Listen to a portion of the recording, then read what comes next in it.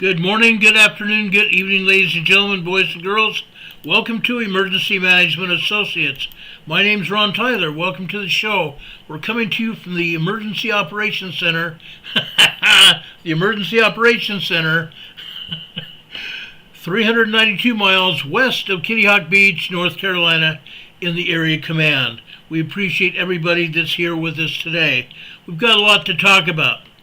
We're going to get to earthquakes around the globe and over in the New Madrid Fault area. And by the way, just to let you know, we have a lot of earthquakes happening right now on the New Madrid Fault. We have a new set of earthquakes happening on the New Madrid Fault as we speak. Now this is normal, but the strength of the earthquakes has increased on the New Madrid Fault today. The strength of the earthquakes has increased over what was last week and has increased substantially. We're going to show you that in just a few minutes. First off, I want to talk about John F. Kennedy. Okay? President Trump, when he was inaugurated, promised, even before that, he promised he would reveal the assassination papers from the CIA, which he's done. He's put out over 80,000 pages relating to JFK's assassination attempt and killed him. They killed him. I'm going to talk about that.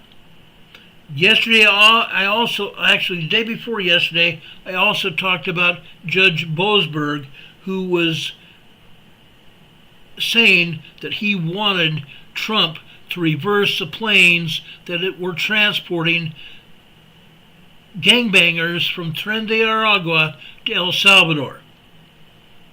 He ordered the planes to be turned around, but because the planes are over international waters, Judge Boesberg's ruling fell on deaf ears. Now, something else that's come out today via reporter Lorna Loomer. I'm going to give you that information as well. I want first to talk about what's happened today and yesterday, since the president has declassified and pulled out the JFK assassination papers. The National Archives last night released 80,000 pages of declassified records related to the assassination of President John F. Kennedy in 1963. The records were posted to the National Archives website, joining recently released records posted in 2023, 2022, 2021, 2017, and 2018. Most of what the government released last night is not new. In fact, much of what has attracted attention on social media and news reports has long been in the public domain, except for minor red actions, such as the blacking out of personal identifiable information of CIA sources or employees, including names and addresses which have now been declassified. The newly declassified versions of these documents also shed light on granular details of mid-20th century espionage that the CIA has fiercely fought to keep secret. The CIA has fiercely fought to keep secret their centuries of espionage against the United States and other countries, and President Trump accepted those arguments until now. Tuesday's initial release contained 1,123 records comprising 32,000 pages. A subsequent release last night contained 1,059 records comprising 31,400 additional pages and key takeaways from the newly released tranche of previously declassified records. Several of the newly released pages detail how the CIA went about tapping phones in Mexico City between December 1962 and January 1963 to monitor the communications of the Soviets and the Cubans at their diplomatic facilities in Mexico. Unreal. Those are which Kennedy assassin Lee Harvey Oswald visited in the months before the assassination. Unreal. The previously redacted pages spell out specific instructions for CIA operatives on how to wiretap, including the use of certain chemicals to create markings on telephone devices that can only be seen by other spies under UV light. Okay? Do I need to repeat that? This is important information. The previously redacted pages spell out specific instructions for CIA operatives on how to wiretap, including the use of certain chemicals to create markings on telephone devices that can only be seen by other spies under UV light. For decades, the CIA has urged the continued secrecy of these details out of fear that they would reveal the methods of the agency's spycraft. Another newly disclosed portion of details CIA surveillance of Soviet embassies in Mexico City and efforts to recruit double agents from the Soviet agency personnel, and revealed the names and positions of those who were recruited. Okay? In other words, the CIA recruited operatives from the Soviet Union. And now those documents now reveal the names and positions of those who the CIA recruited. The CIA officials writing these memos tout the efficacy of their efforts, with one trumpeting quote, "I cannot help but feel that we are buying a great deal for our money in this project," unquote. The memo also details the CIA surveillance of an American man described as a communist living in Mexico. The bulk of the memo is a listing of phone numbers that were tapped by the U.S. government. This file has been long sought by researchers due to Oswald's visit to the Soviet and Cuban embassies in Mexico City. But the document includes no mention of Oswald by name. Okay? Now, there's new material that sheds new light on U.S. covert operations in Cuba, targeting revolutionary leader Fidel Castro.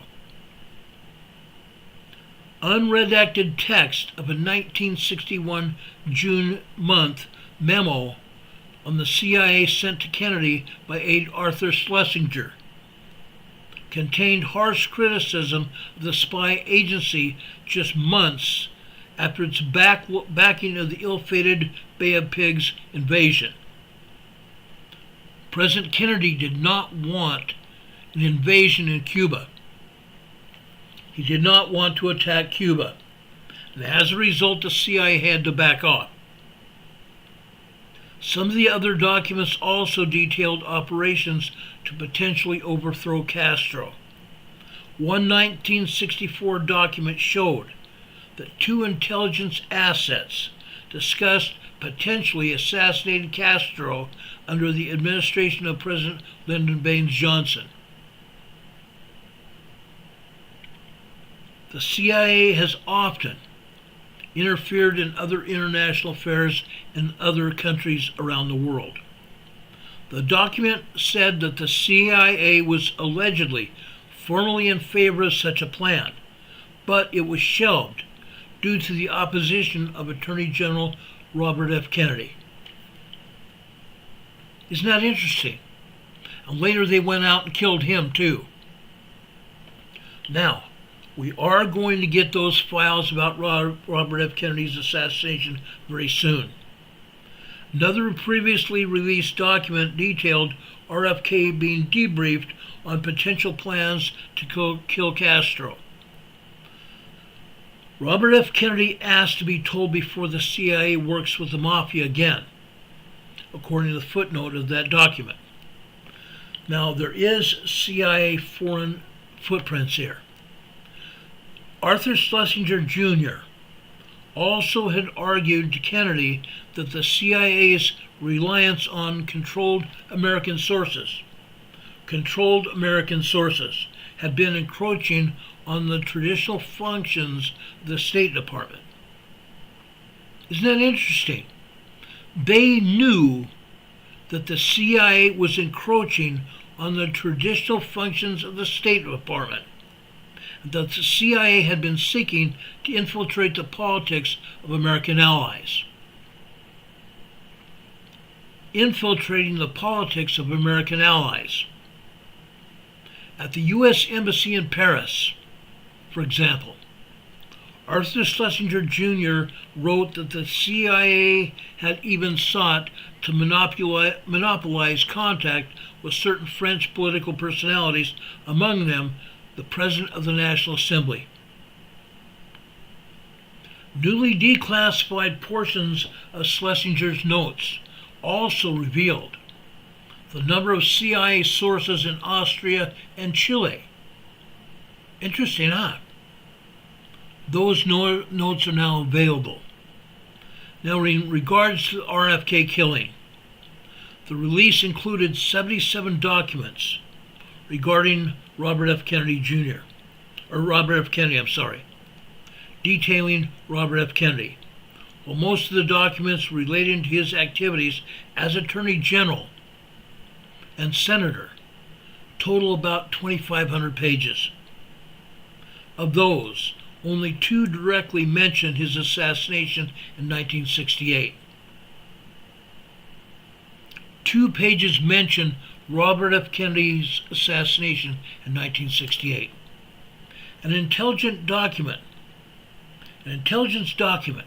from 1968, previously released in 2018, discusses how RFK's assassination and New Orleans District Attorney Jim Garrison's investigation into the matter.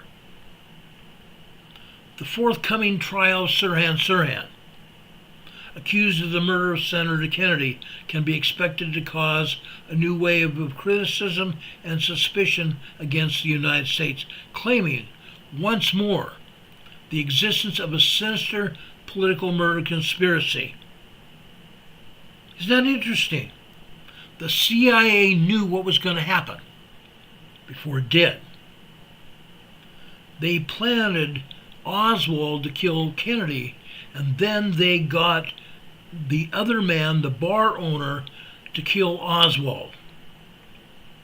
They also had Sirhan already in their clutches. But just like has happened before, it's still ongoing. Our new head of Central Intelligence, I can't remember his name. President Trump's director of CIA now is going through everything and making sure that now things will change. Now things are going to change. Richard, I appreciate you putting up those earthquakes in Saudi Arabia, 3.5 in Greece, and a 2.9, 3.0 in Sulawesi, Indonesia. I appreciate that. P. Coy, that mentioned a blizzard where he lives in Minnesota, is saying, we got our blizzard, stay put. Unreal. Unreal. When I found out that you were talking about a blizzard last night, I used to live in Fargo, North Dakota.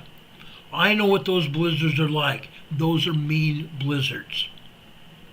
Those are very mean blizzards. If any of you are in North Dakota, South Dakota, Minnesota, Wisconsin, and Michigan, and even down in Nebraska, stay put. Don't go anywhere. Wait until this blizzard passes through. It is too dangerous to go outside and fight it to drive. Don't go anywhere. The best thing you can do is stay put. My father tried to defeat a blizzard back in, I believe, 1971. He got stranded between Fargo and Jamestown, North Dakota, on the side of Interstate 94. He was on the side of Interstate 94 for 3 days, until a snowplow came by and took out the side of his car. A snowplow plowing the highway took out the side of my father's car, demolishing it. But now my father was found. Previously, he was in a snowdrift, completely covering his vehicle. Unreal. That summer of 1972, we were back out of Fargo. We had previously lived in Idaho, southeastern Idaho. Moved to Fargo for 5.5 years. After that blizzard, my dad promised us to get out of Fargo, and that we did. We moved to California. So please, you guys, if you live in North Dakota, even over in Manitoba, Canada, in that area, please be careful. Please be very careful. Catherine Sigerson said here in the chat she hates snowplows. They're scary. I totally agree with you. I agree with you 1,000%. I found snowplows unburying cars all my life. When I lived in Idaho, when I lived in Utah, and when I lived in Colorado. Unreal.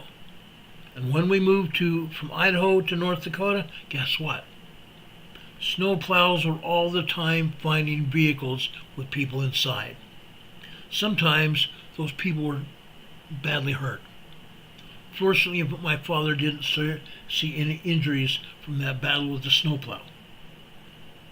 Please be careful. Catherine is asking, where is that blizzard? I believe it's in Minnesota, according to PCOE. Let me look real quick here. Yesterday he said he was in Minnesota. That's where I believe he is. Just be careful, guys. Just be very careful. My friend Arnold Smith is over here in our chat from Alberta, Canada. Thank you, Arnold. We appreciate you here. PCOE says, yes, he's had to drive through plenty of blizzards. You have to be prepared.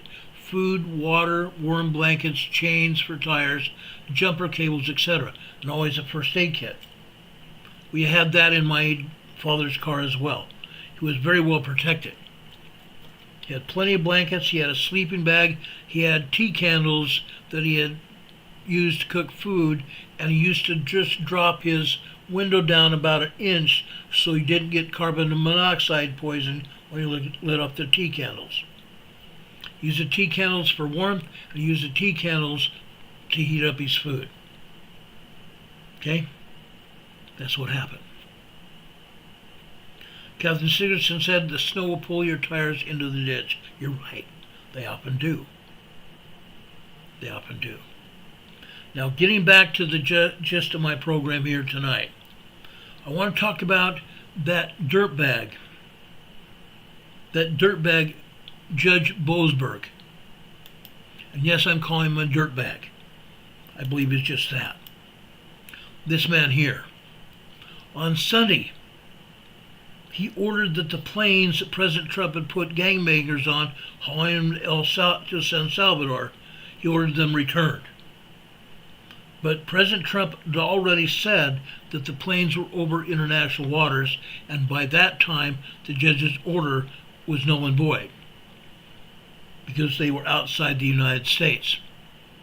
Now, the judge is facing consequences for defying Trump's decision. Judges facing consequences for defying Trump's decision. Let's talk about it. Just like Judge Juan Merchan in New York and his daughter raising money for Biden.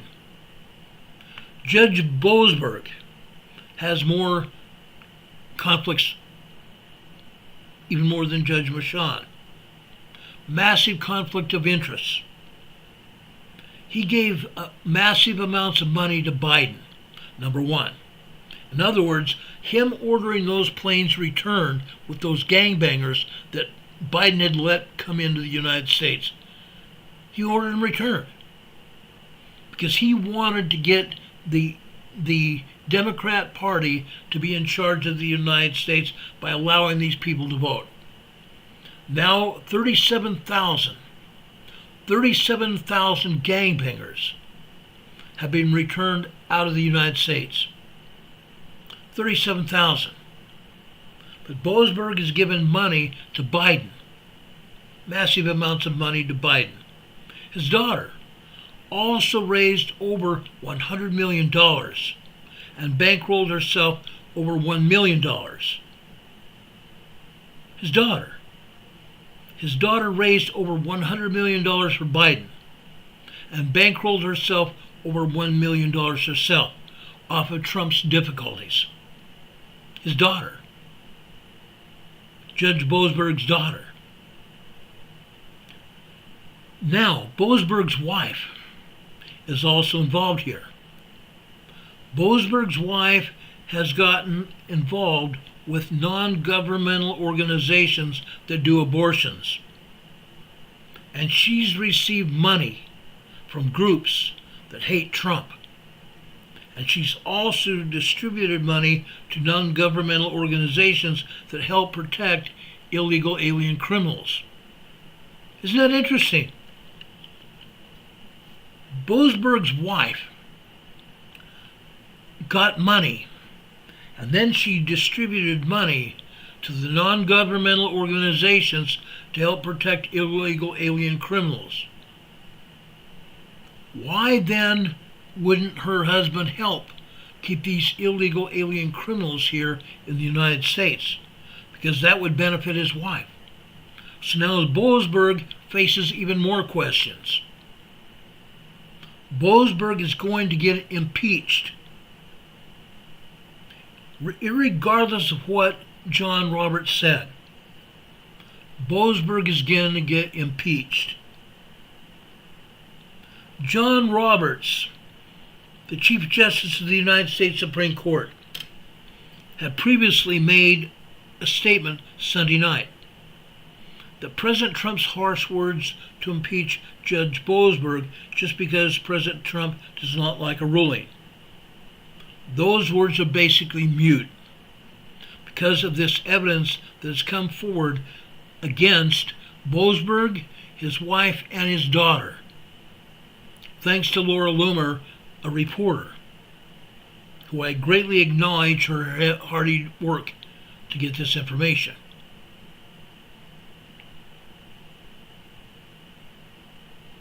Judge Roberts' words telling Trump to back off are now basically mute. Boesberg's ruling to help keep these violent gangbangers in our country is bad.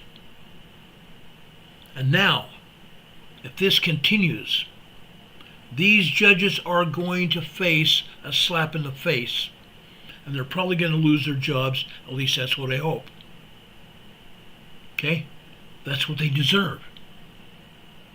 These people, these criminals, the judges and or senators and even congressmen that support this kind of action, Democrats, are going to face retribution. And it's not just Democrats. There are also some Republicans involved as well. Richard Smith said he should be called Noseberg. I agree. Unreal. Unreal.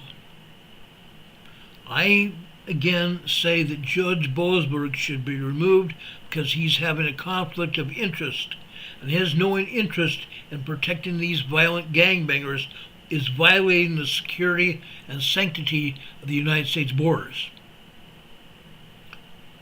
President Trump has locked down the borders. 90% of the problem have been stopped. But now we have to remove those people that have come into this country illegally. And I believe President Trump and his border czar Homan are going to do exactly that. They're going to do exactly that. Aaron Smith says, remember Jackal Island off the coast of North Carolina, Georgia? Yeah. Oh, yeah. Yeah. It's unreal. It's unreal. Someone told Homan, which I can't believe, but a reporter approached Holman this morning, telling him that he did not have judicial clearance to get these illegal aliens deported. And he says, well, really? Look at the law. Look at the law. The law has changed. The law has changed. SagePup says the ones on George Soros' pay list are also being exposed. Absolutely right. We've gotten our hands on documents that detail the people, the politicians, the judges, attorney generals, in fact, that have gotten money from George Soros. Those people are also under scrutiny. Also, while we're on the subject of Judge Soros, or not Judge Soros, George Soros himself, he's not a judge. He's being looked at right now to throw him out of the United States completely, where he can never return. Soros has also recently, during the past few months, acquired 200 radio stations. George Soros has acquired over 200 radio stations here in the United States, most of those AM radio stations, to broadcast Democrat crap. To broadcast Democrat crap. Yeah.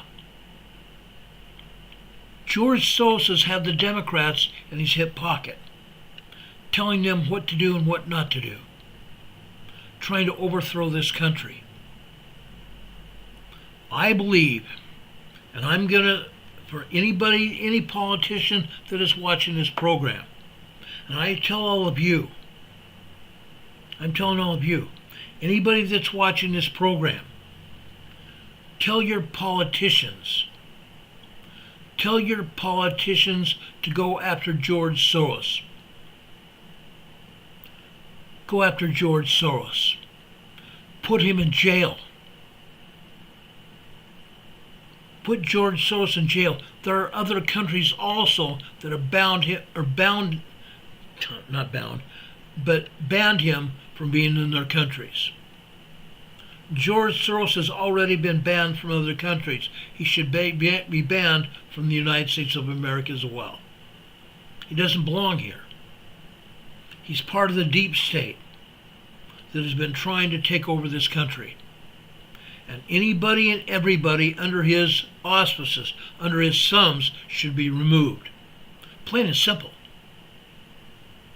Should be removed. And I will talk about this until the cows come home. Because we need to take back our country.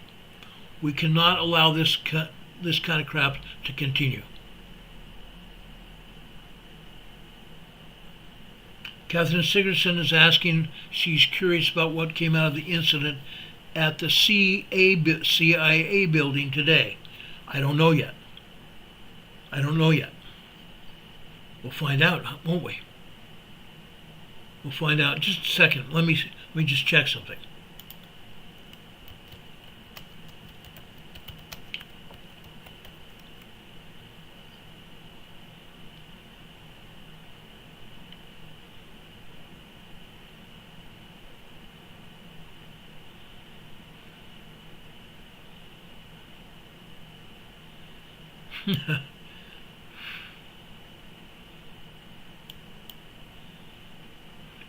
Let's see something here.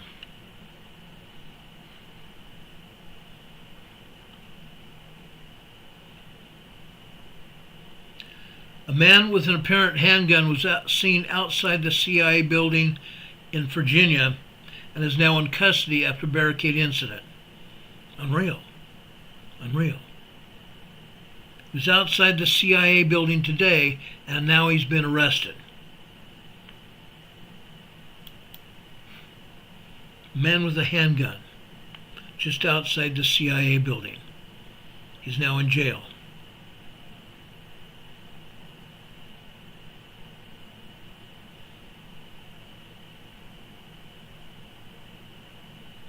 Let me see something here. Hold on.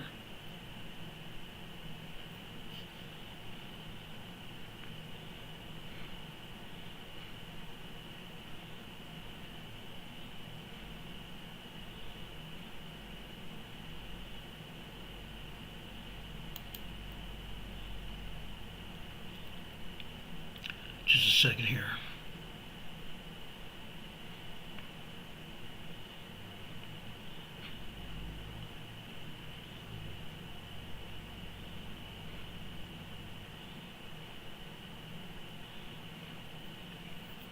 Something else that I just found here is interesting.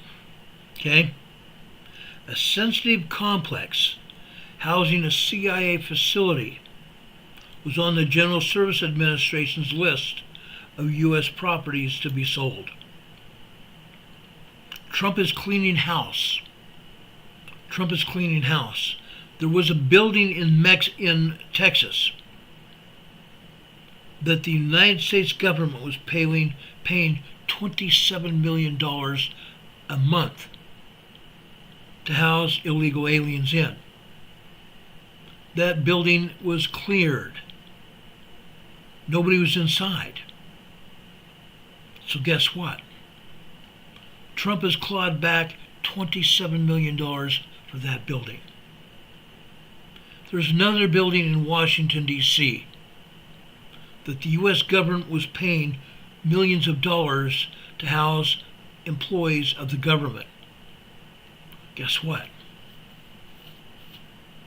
That building could have housed upwards of 750 employees, but there was only 14 employees there. Those employees have been transferred to other buildings, been relocated, and now that building in Washington, D.C. has been emptied and vacant. So we're no longer paying millions of dollars for that either. Interesting, huh? Unreal. A now deleted list containing hundreds of U.S. properties.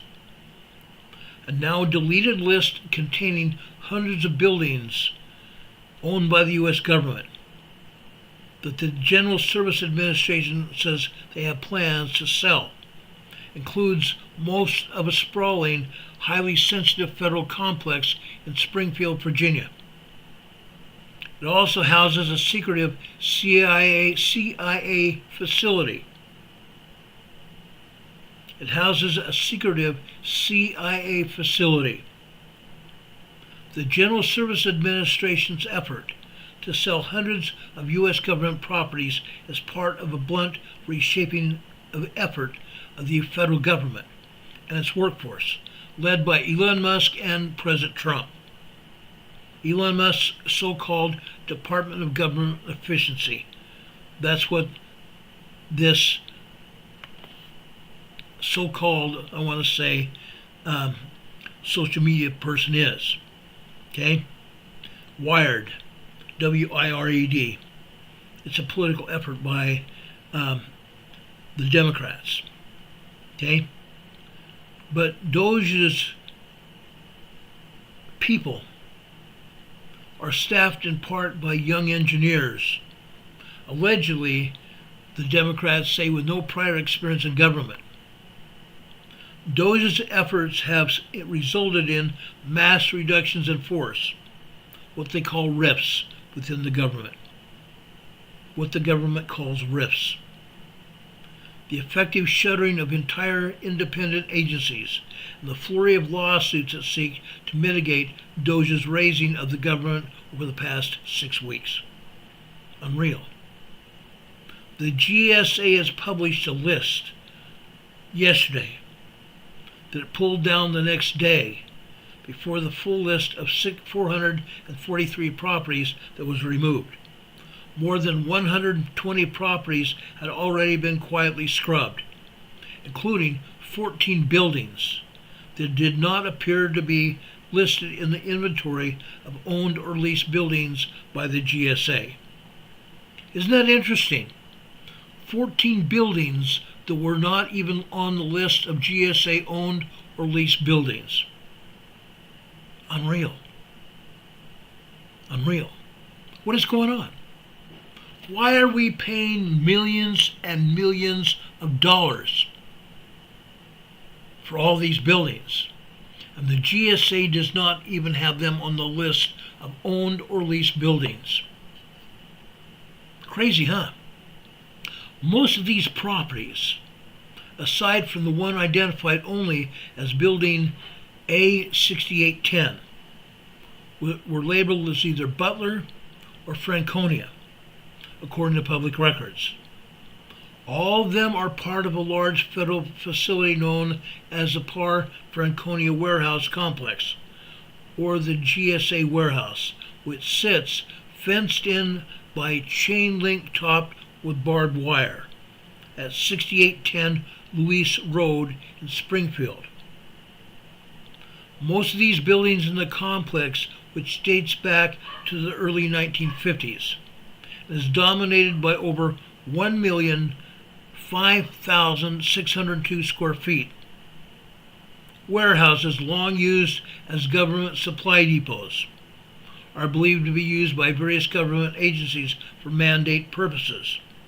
Right in the middle of the complex, though next to the warehouse and kitty corner, what is listed as the Transportation Security Administration headquarters, is a U-shaped building long notorious for its alleged ties to the CIA. Obviously, someone did no research about the long and well-documented history of this property. Jeff McKay, who's the chair of the Fairfax County Board of Supervisors and a longtime advocate of redeveloping the complex, which is near a metro station and sits in a prosperous area. Normally a site like this wouldn't be outed, so to speak, but everyone knows it's here, except apparently people who put this property together. Everybody knows it's there. Just like a complex in Denver.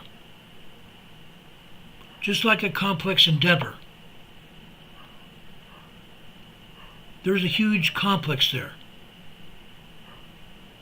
4,600 acres. Now it's less than that. They put shopping facilities in one part of it. But at one point in time, over 10 years ago, that property was a 4,600 acre property with 53 buildings on it. GSA owned property. Federal complex in Denver.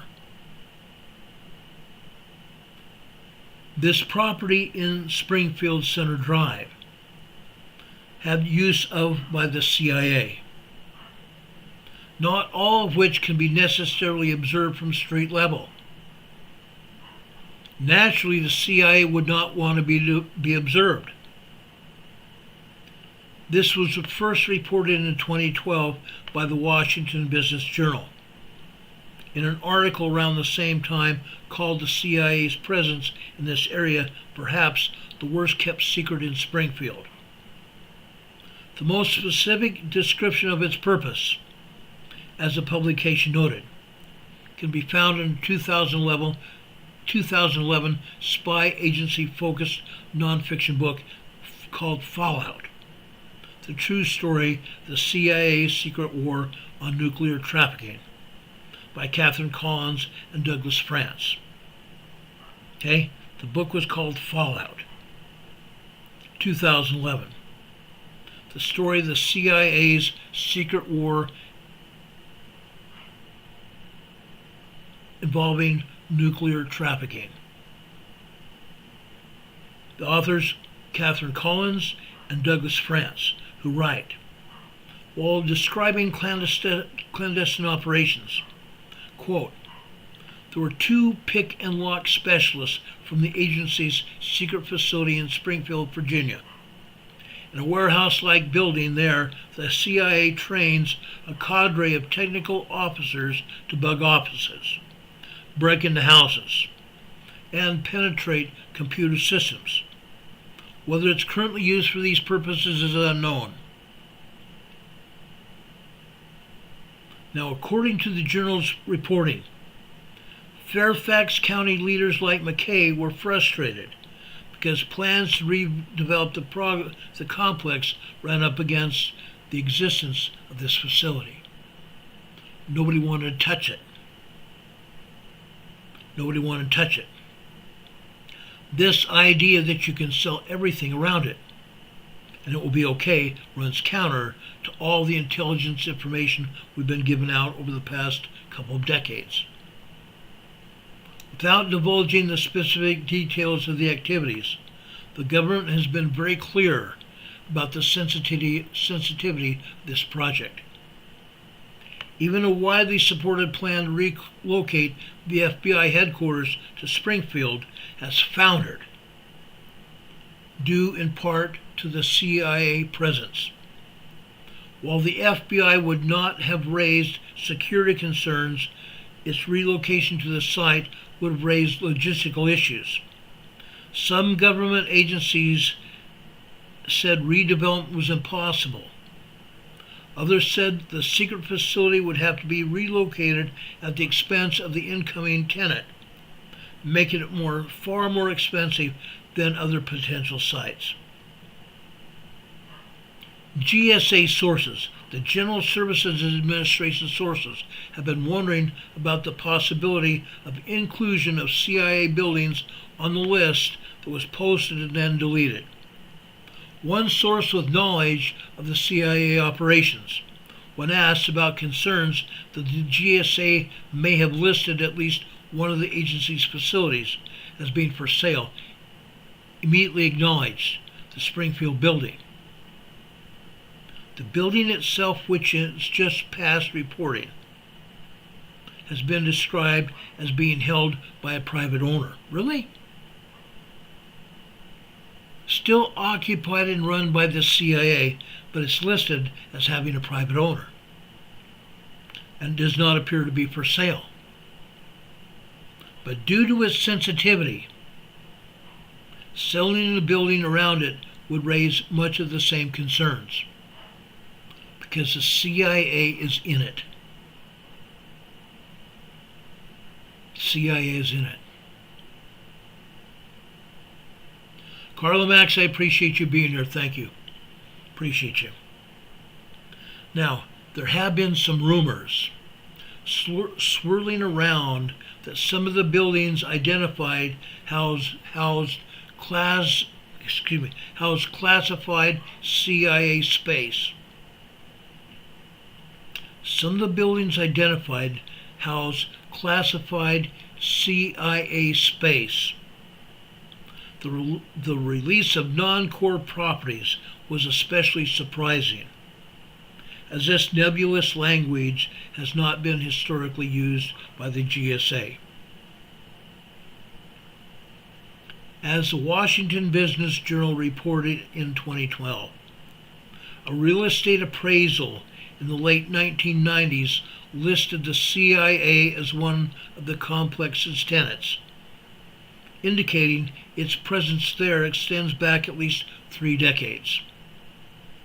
It is nonetheless possible that the GSA does not know, at least officially, that the CIA has operated within the Springfield warehouse complex.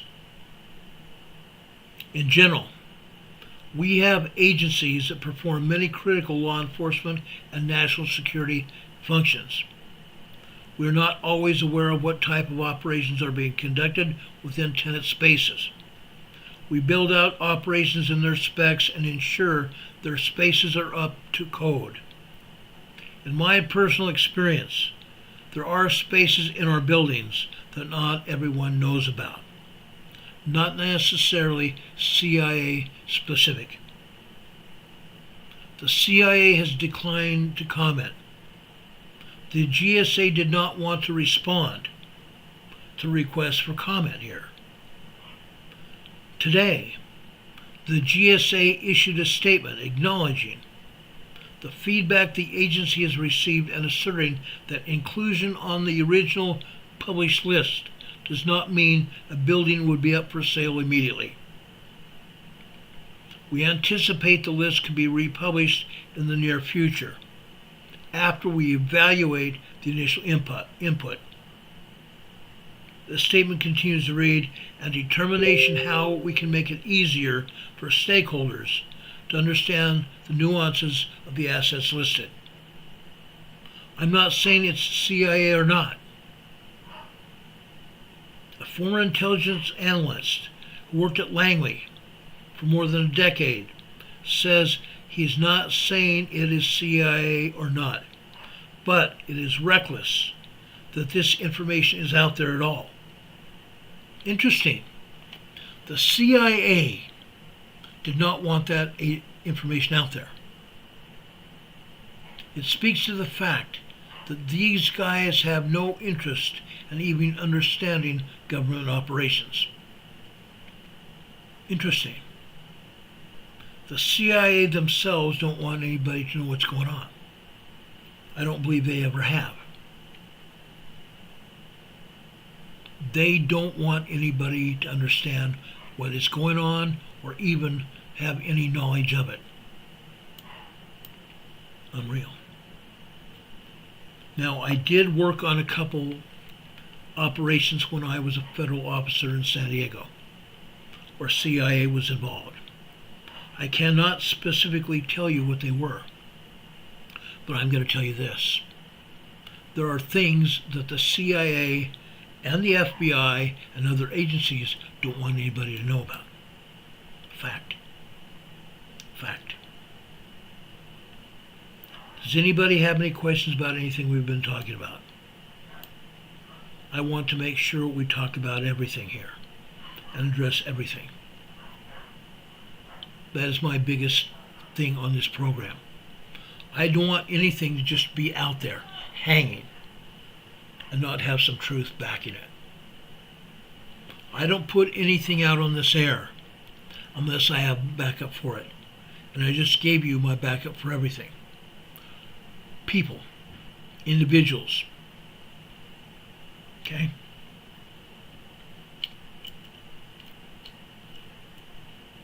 Any questions? I do want to talk about earthquakes around the globe really quickly, and then we're going over to the New Madrid Fault. Okay? We are going to primarily take our time with the New Madrid Fault tonight.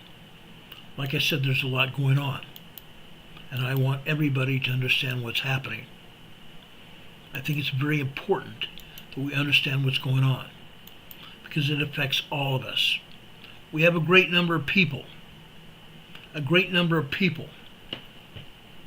live and work in the New Madrid Fault area.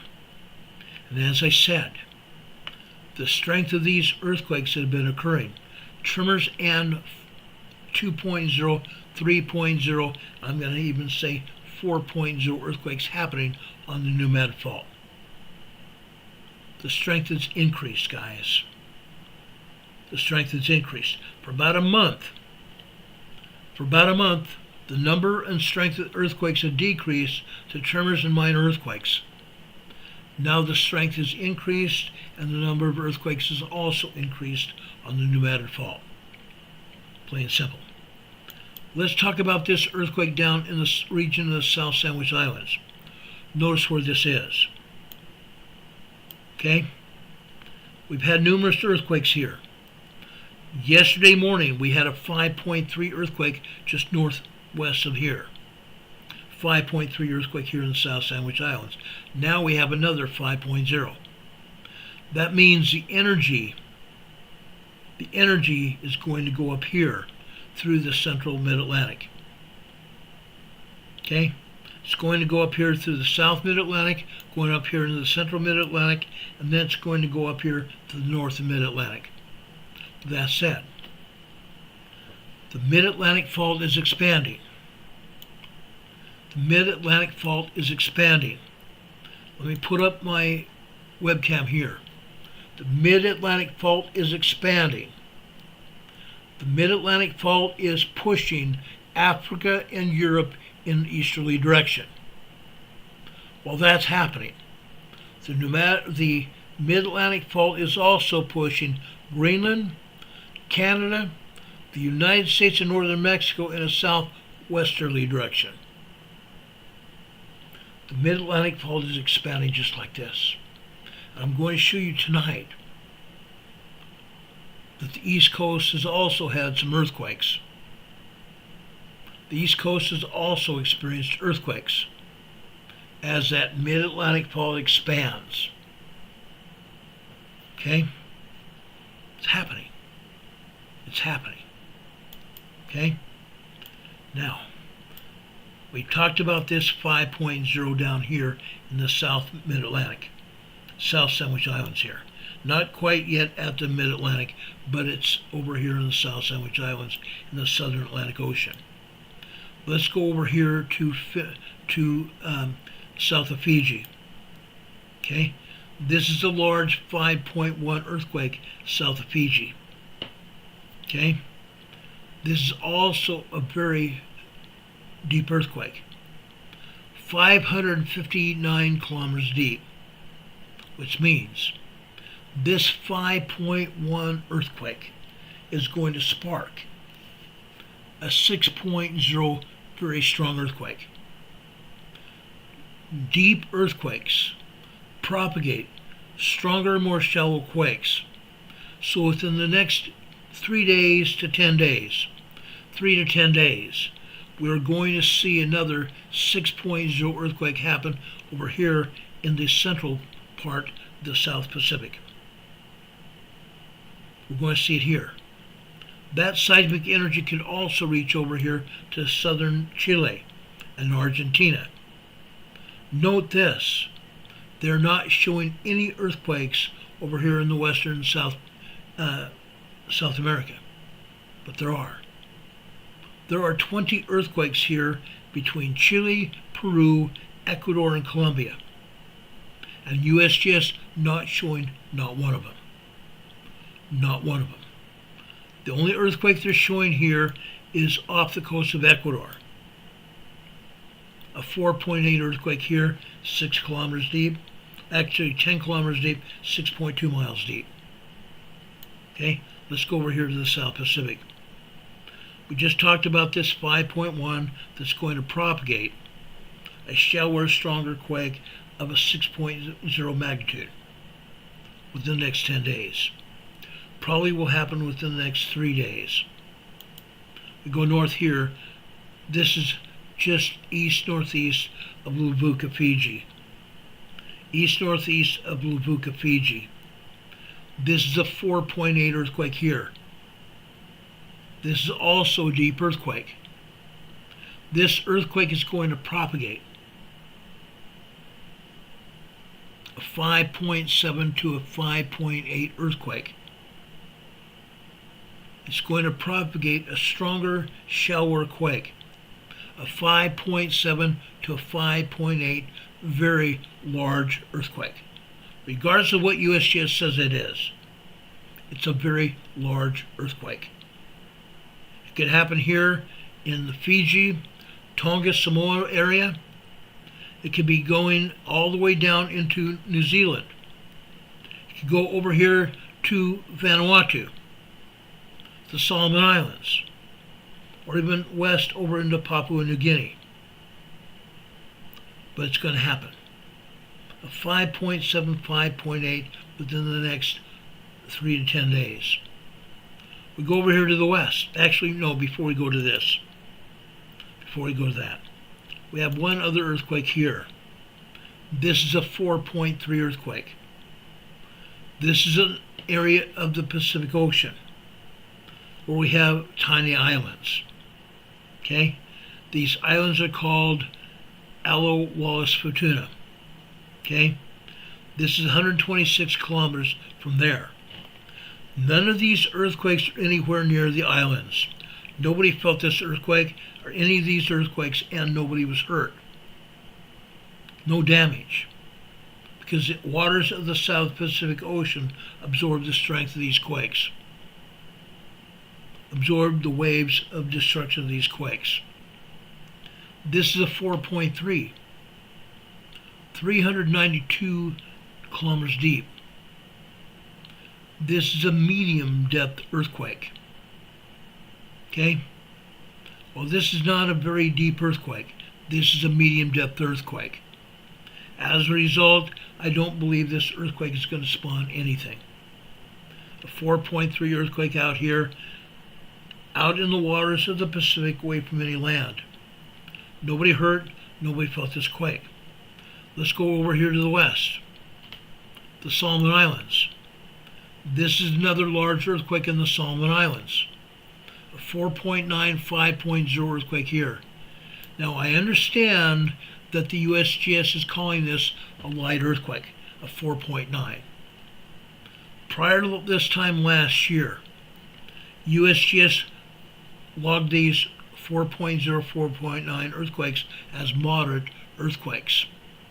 But we all know what they mean when they come up with a 0.9. That means an earthquake is stronger than they are saying it is, because USGS downgrades the quakes. They're saying this is a 4.9. I'm saying this is a 5.1 earthquake. A large 5.1 earthquake. This is also 113 kilometers west of Lata, Solomon Islands. Now, it's far enough away from the islands that nobody felt this earthquake either. The waters of the Pacific Ocean here in the Solomon Islands area absorbed the waves of this earthquake. Seismic energy. Let's go further to the west here. Now we're in western Papua New Guinea. This is a 4.1 earthquake, 197 kilometers deep. Still a medium depth earthquake. 4.1 moderate earthquake here. Moderate earthquakes do moderate damage, especially in this area of the world. Papua New Guinea has all kinds of villages all over these islands.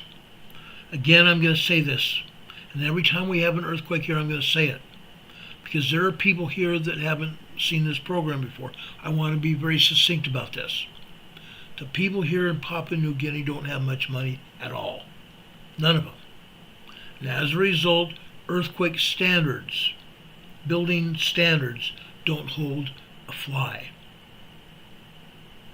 The building standards here are just minor, if at all. Buildings down here can be a building built with boards and nothing else. Cardboard, held together with rope. I've seen pictures of them.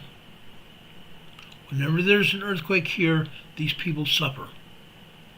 This is a minor, actually not minor, I'm sorry, it's a low grade moderate earthquake. 4.1 to 4.0, 4.9 is a moderate earthquake. This is the lower end of that. Okay? But this earthquake can still do damage, especially to people that don't have much. Okay, I'm just saying. I'm going to zoom in here. As you can see, there has been a lot of volcanic activity here. These are craters. Now, folks, I think the nearest village is right over here. I think there may be a village right in here. Okay? These villages are few and far between. Okay? So when we have an earthquake like this, it doesn't take much to have everything they have be torn apart. And yes, they've had large earthquakes here before, all over this area. Let's go further to the west here. Now we are talking over here in Babar, Kepulauan, Indonesia. Yesterday we had a 5.0 earthquake here. This is a 4.5. 4.5, 110 kilometers deep. This is a 5.0. This earthquake happened here yesterday. Okay? So this earthquake that just happened here today is an aftershock of that large earthquake that happened here yesterday. Let's go over here to Java, Indonesia. This is a 4.6 over here in eastern Java, Indonesia. Moderate 4.6. This is just west of Denpasar, Indonesia. Java, Indonesia. This is 150 kilometers deep. Pretty much shallow earthquake. Now again, we are not being told of the other earthquakes here. USGS is not showing us all the earthquakes. There are about 17 earthquakes here today, by my last count before I came on the air. Right here. This is over in the Banda Sea. This is the 4.2 earthquake here. This is a moderate 4.2 earthquake out in the ocean here. Notice all the islands here. This is just a 4.2 earthquake. It's out in the ocean waters here. I don't believe anybody even felt this. A very low-grade moderate earthquake. This is also 38 kilometers deep. Very shallow earthquake. Okay? Now I want to go up to Western Japan. When I saw this come out, I was literally astounded. Why? Because just a year ago, north of the peninsula here, the Noda Peninsula here, we had an 8.40 earthquake. An 8.40 earthquake. Okay? It was a major earthquake. 300 people killed by that earthquake. Over 500 other people were injured. Today, this earthquake is a 5.0. An aftershock, I believe, from that 8.4 major earthquake that happened here a year ago. Okay? A large earthquake here. The Japanese people have a higher building standard than we probably have here in the U.S. This was offshore, but the people here may have felt this. This is probably only 8 miles offshore. 25 kilometers, about 8 miles offshore here. Large 5.0 earthquake. A village here. A big city. These people may have felt some shaking. They did not feel the whole shake of the earthquake. Because I believe some of the waters here in the Sea of Japan may have dissipated some of the shock waves from this earthquake. But these people in that city may have felt something. Okay? That's what's happened there. I'm briefly going to talk about this earthquake over in the Aleutian Islands here. Okay? This is also a large earthquake here. This is the second 5.0 large earthquake here in the past week and a half. Okay, we just had a 4.9 in Tonga 15 minutes ago.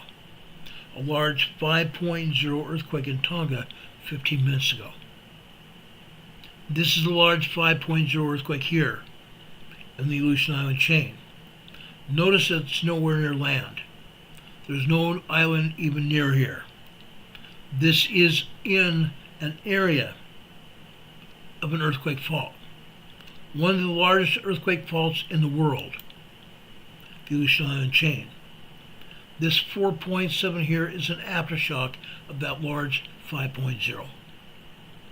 And this seismic energy is going to go eastbound through the Aleutian Island chain, possibly even over here to the western peninsula of Alaska here.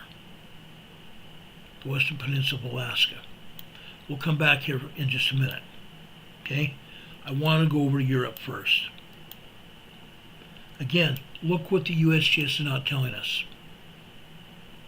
They're showing that earthquake over in Saudi Arabia I mentioned a little bit earlier. Right there.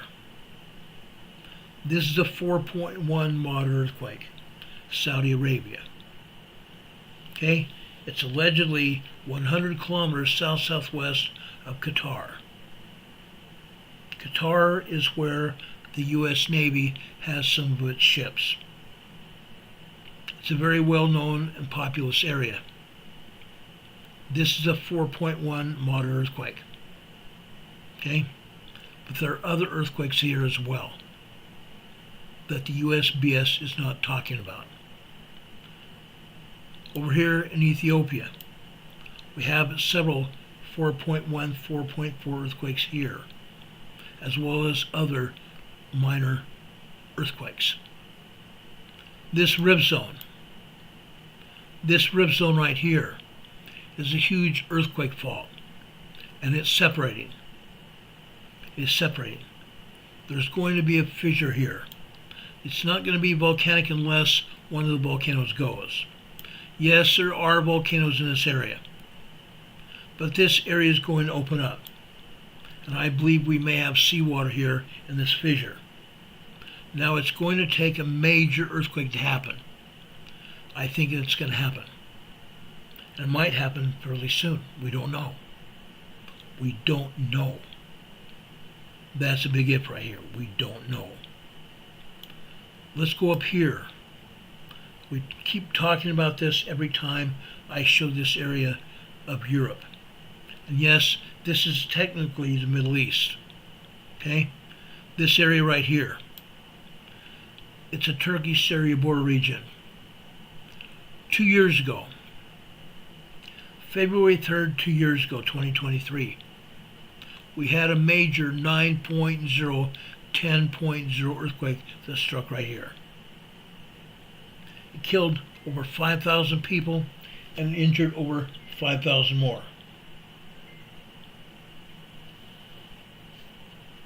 Killed over 5,000 people and injured over 5,000 more. Unreal. And yet, we have 18 earthquakes here today. Aftershocks of that earthquake. And USGS is still not talking about any of those. Yes, we have one 4.1 here, and we have a bunch of minor 2.0, 2.9, and a bunch of tremors here as well. And yet USGS still does not want to talk about it. They show moderate earthquakes around the globe, but they don't want to talk about this area at all. Now, what else is going on? What else is going on? We go out here into the Mediterranean Sea. That same fault line that had that 9.0, 10.0 earthquake also has earthquakes coming down this fault line. And as a result, we have earthquakes over here near Crete. The island of Crete belonging to Greece. Heidi Petrick just gifted 5 more Emergency Management Associates memberships. 1 month memberships to our channel. Mary M., Robin Moore, Jim Williams, Kyle Bull, and Phoenix Ryan just received 1 month membership gifted by Heidi Petrick. Those of you that got a membership, please thank Heidi Petrick for that. Heidi, thank you so much. God bless you for that. We so appreciate it. Now, over here, north of Crete, out here in the Dokanese Islands, we keep talking about this because it's still an issue.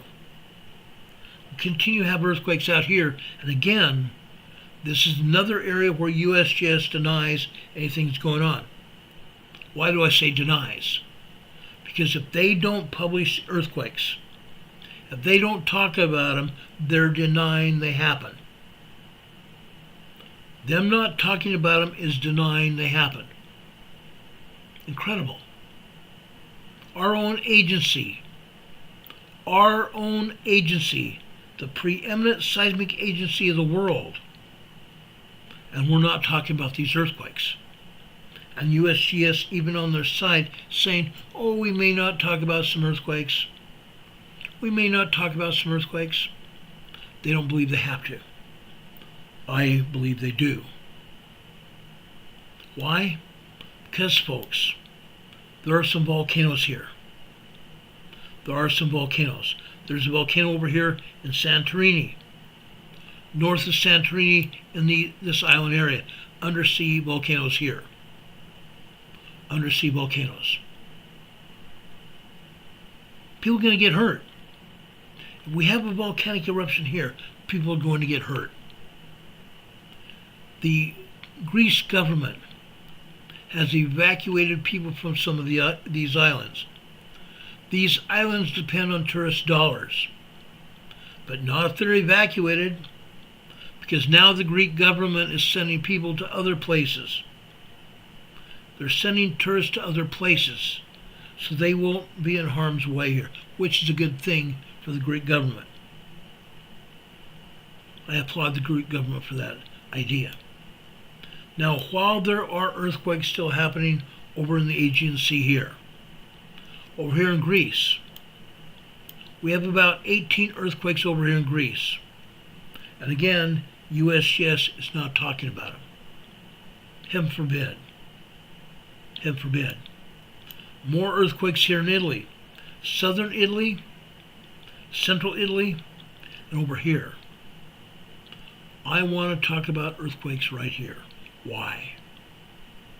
Why would I talk about earthquakes right here? Because, folks, we have a volcano here. We have a major volcano here. And we have magma running beneath the surface. And again, USGS is not talking about it. Heaven forbid. Heaven forbid. Some of these areas have already been evacuated. I spoke about this last week. I gave you a good look at what these areas have. This is a wildly urbanized area. Huge, sprawling urban area. And yet they have volcanoes here. And one of these volcanoes looks like it's about to erupt. No, it has not erupted, but it's showing signs of it.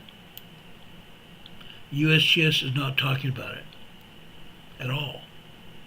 Not at all. Further north here, we have more, at least 22 earthquakes up here.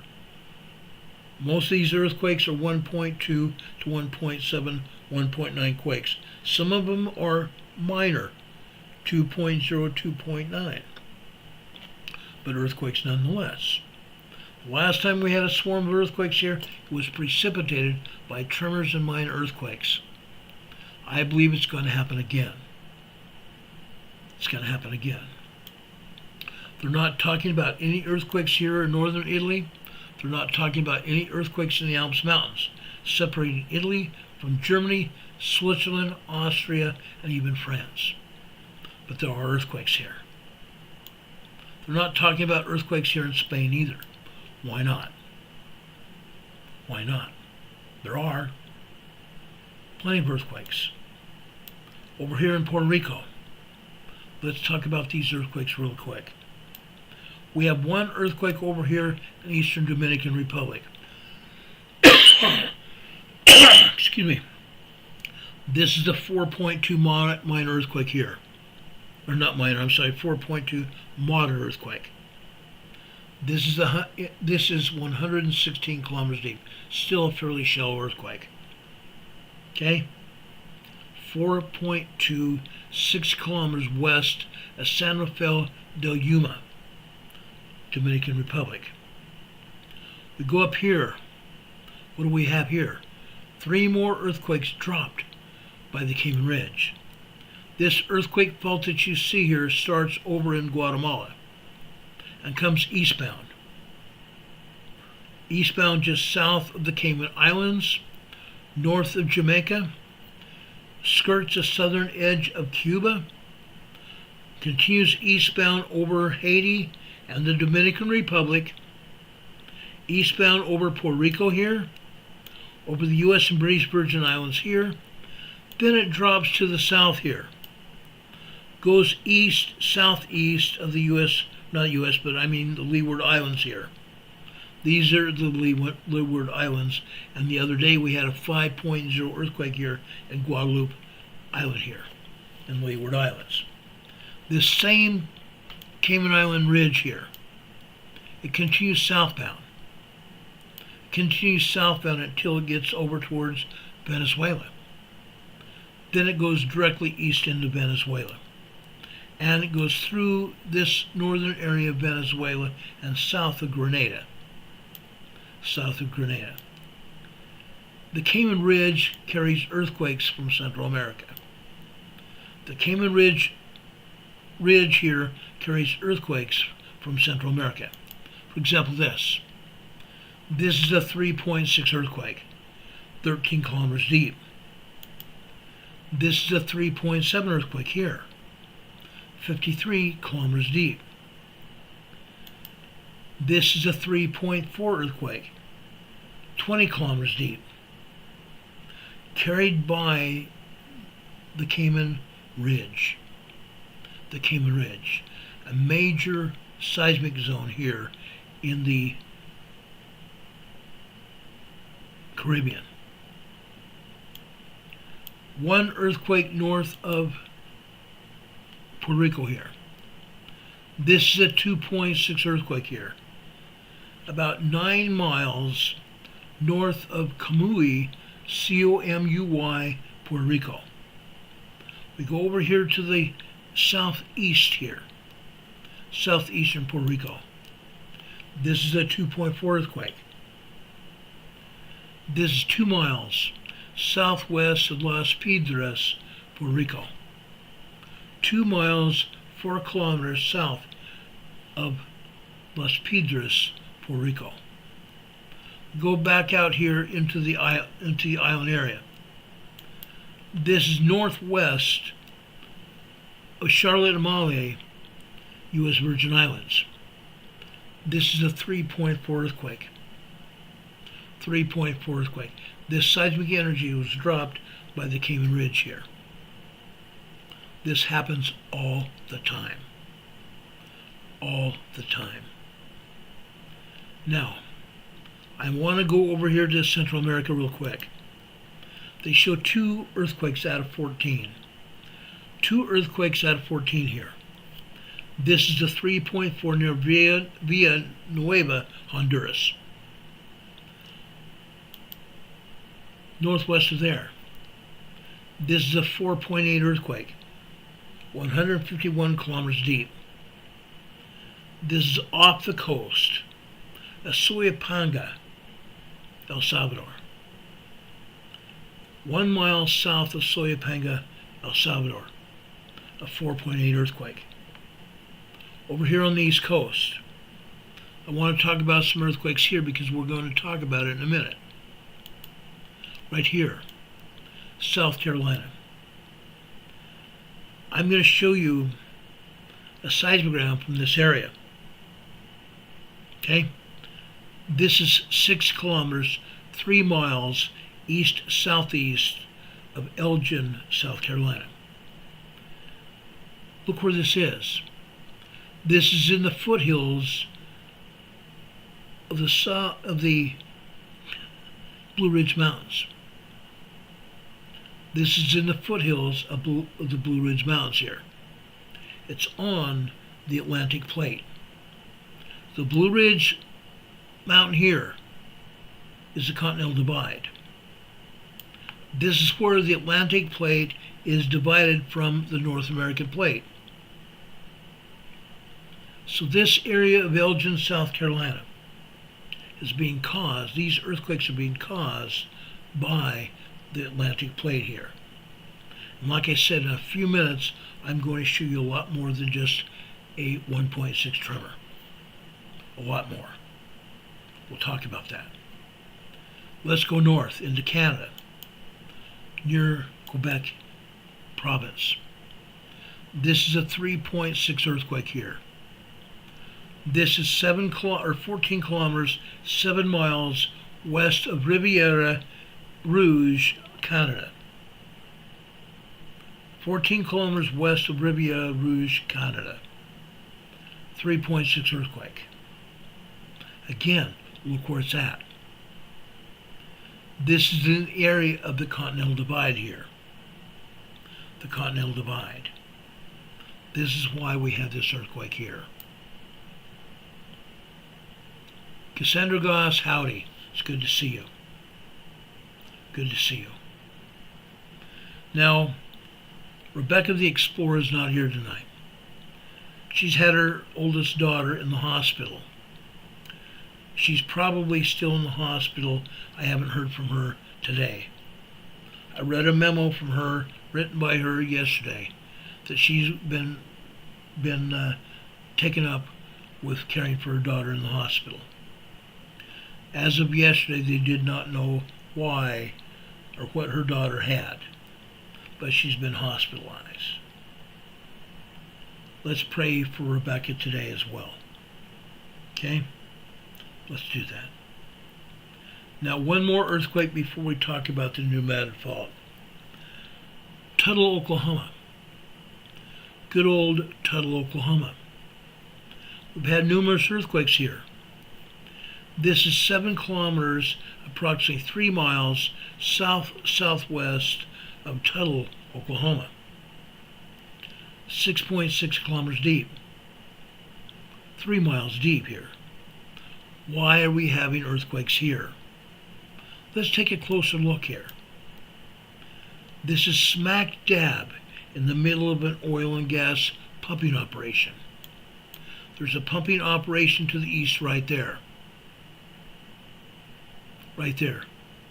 You can actually see the pumping jack right there. Okay? Right here. We may have another pumping operation here. Let's go back to this earthquake here. Right there. Down south here. Pump and jack here. Okay? Pump and jacks all over this area.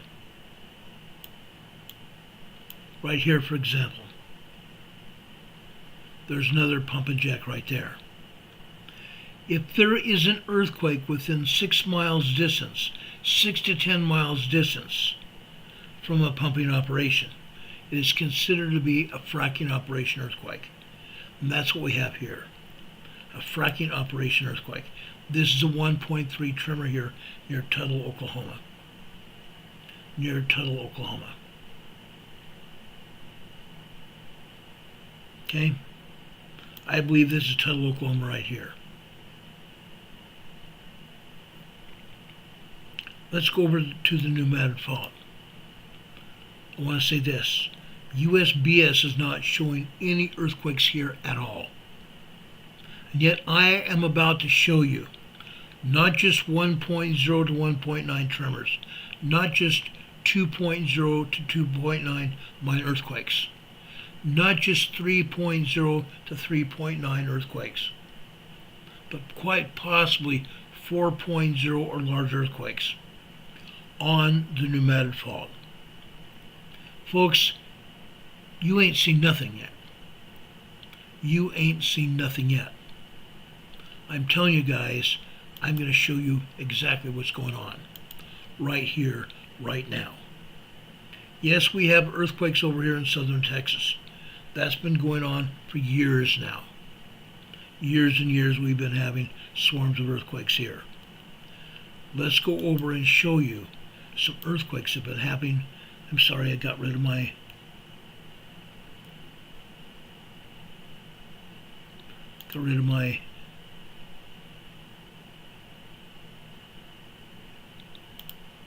webcam there. Sorry about that.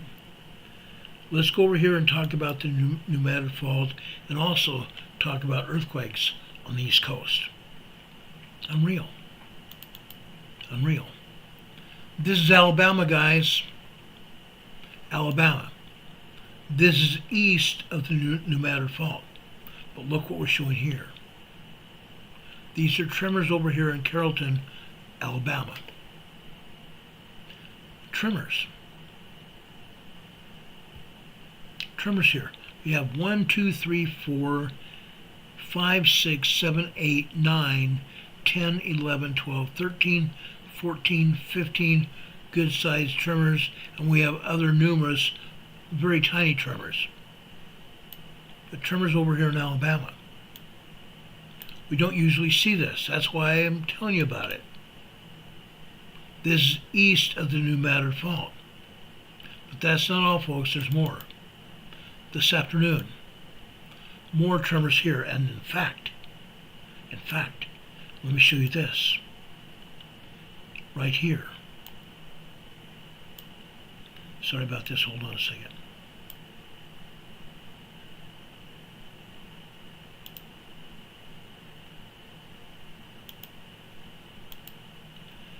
Look up at towards the top left-hand, or excuse me, the top right-hand side of this seismogram. We have a 1.8, 2.0 earthquake. A 1.8, 2.0 earthquake here this afternoon.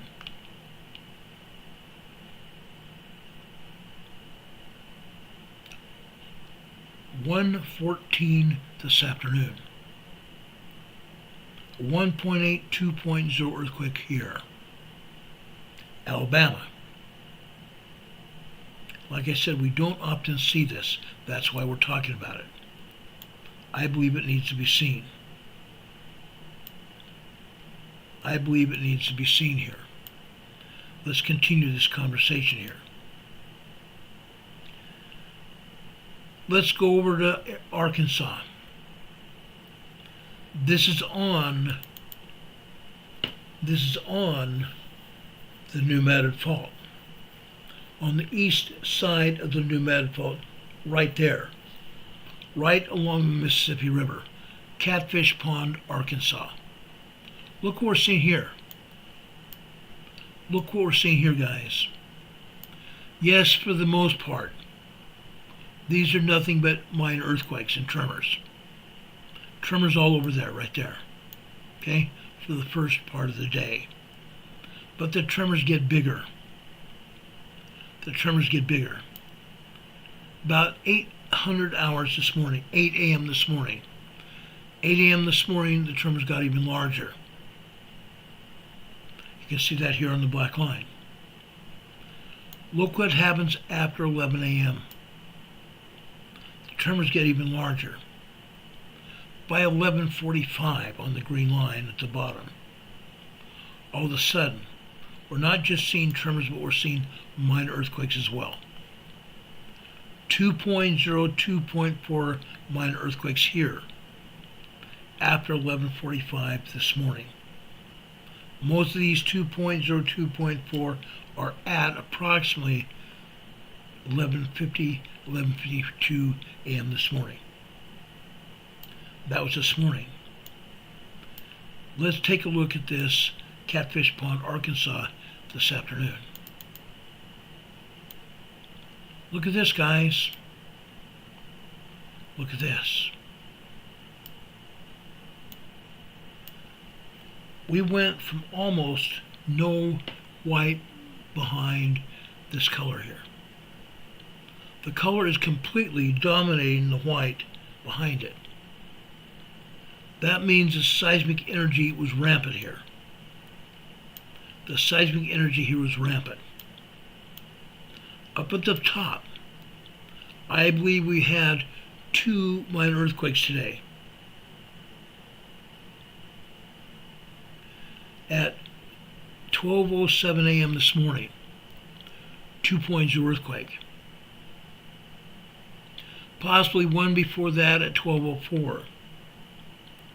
Another one at 12:14 a.m. this morning.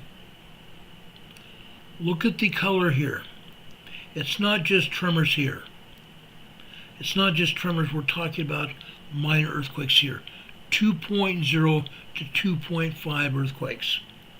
2.0 to 2.5 minor earthquakes. Now, yes, nobody felt these quakes. Nobody can feel these minor earthquakes at all. Nobody can feel anything unless it's above 3.0, 3.2. Then people are going to feel rattling or moving beneath their seats. New Zealand just had a 4.0 earthquake 3 minutes ago. New Zealand, another country where USGS does not show anything. Unreal. But look at Catfish, Arkansas this afternoon. Look at the bottom line here. The bottom line here is green. This bottom line here are earthquakes that happen after 4:45 this afternoon. These are earthquakes. 2.5 to 2.7 minor earthquakes. As I said, the seismic activity has not just increased, but the strength of the earthquakes has also increased. Increased on the New Madrid Fault. Increased on the New Madrid Fault. Okay? Let's continue this. I want to take you over to Harrisburg, Arkansas this afternoon. This morning, not much happened. But as you can see, we've had a bunch of tremors here, haven't we? But at approximately 2:43 p.m. this afternoon. Or not 2:43, I'm sorry, 2:53. 2:53 this afternoon. We had a 3.0 earthquake here. That is a 3.0 earthquake here this afternoon. Harrisburg, Arkansas. This is just west of the New Madrid Fault here. Yes, the rest of this is all tremor activity. This is the first 3.0 earthquake here. Arkansas. Arkansas, guys. Let me show you another one. Let's go over to Lake Charles, Arkansas.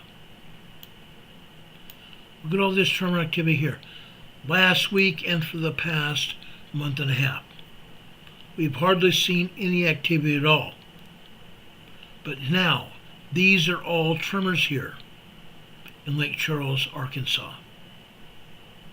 Nobody felt them, but the number of events and also the strength of these tremors increased. It's almost constant tremor activity from 1.0, 1.1 to 1.3, 1.4 tremors here. Increase. Seismic increase in Lake Charles, Arkansas. Let's keep moving. Let's go over to Little River, Arkansas, north of Little Rock. Look at this. This is a huge increase over last week. Last week we had hit and miss tremors. Hit and miss tremors. Now, the tremors hardly even stop. The tremors hardly even stop. Let's look at this morning. Early this morning. At 12:15 over here on the left side. This is 12:23 a.m. this morning. About 12:23, 12:22 a.m. this morning, we have a 3.0 earthquake. A 3.0 earthquake just north of Little Rock. Little River, Arkansas. Little River, Arkansas. Yes, we have some minor earthquakes, 2.3, 2.4, but for the most part, all the rest of these are all tremors. All the rest of these are all tremors here. Let's continue. It gets better. Look at this. Look at this. Now we are getting into 3.0 earthquakes. Now we are getting into 3.0 earthquakes. Okay? Look at that. Seismic increase is tremendous. The truth of it is the seismic increase has more than tripled since last week. It's more than tripled since last week. Yes, we had tremors here last week. Now we have full-blown small earthquakes. People are feeling this seismic energy here. They're feeling it.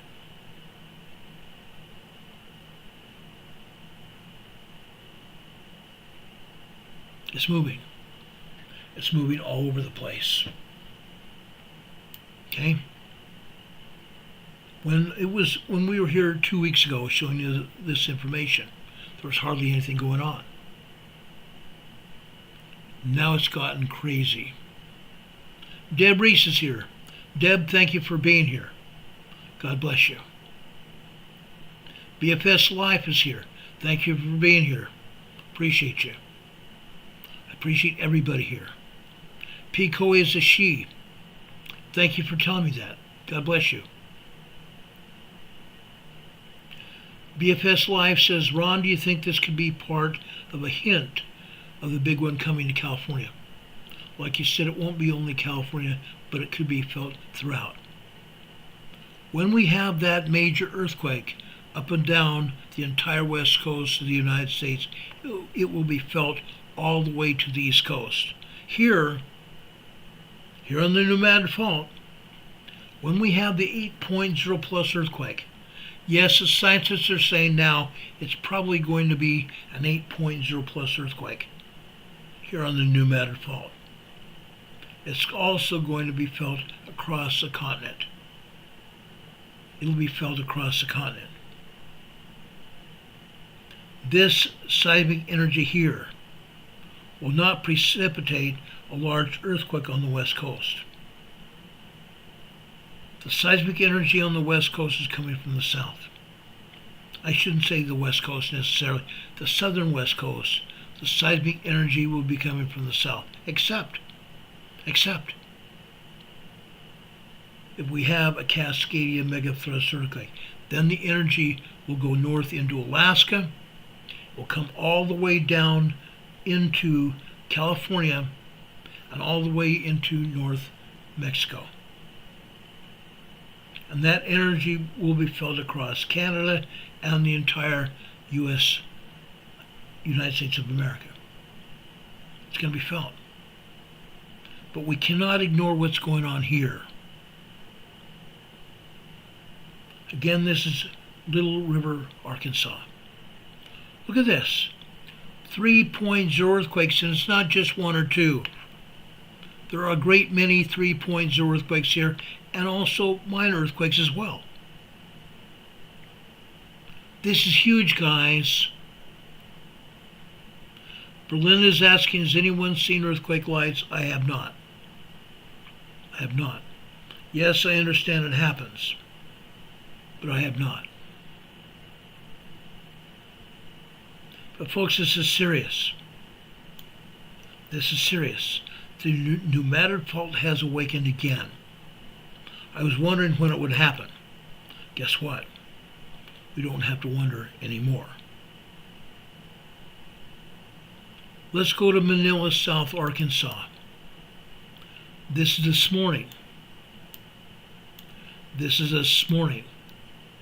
At midnight, last night, early this morning. At best, we had minor microquakes and minor tremors, 1.0 tremors and microquakes. At best. Then all of a sudden out of nowhere, look what happens.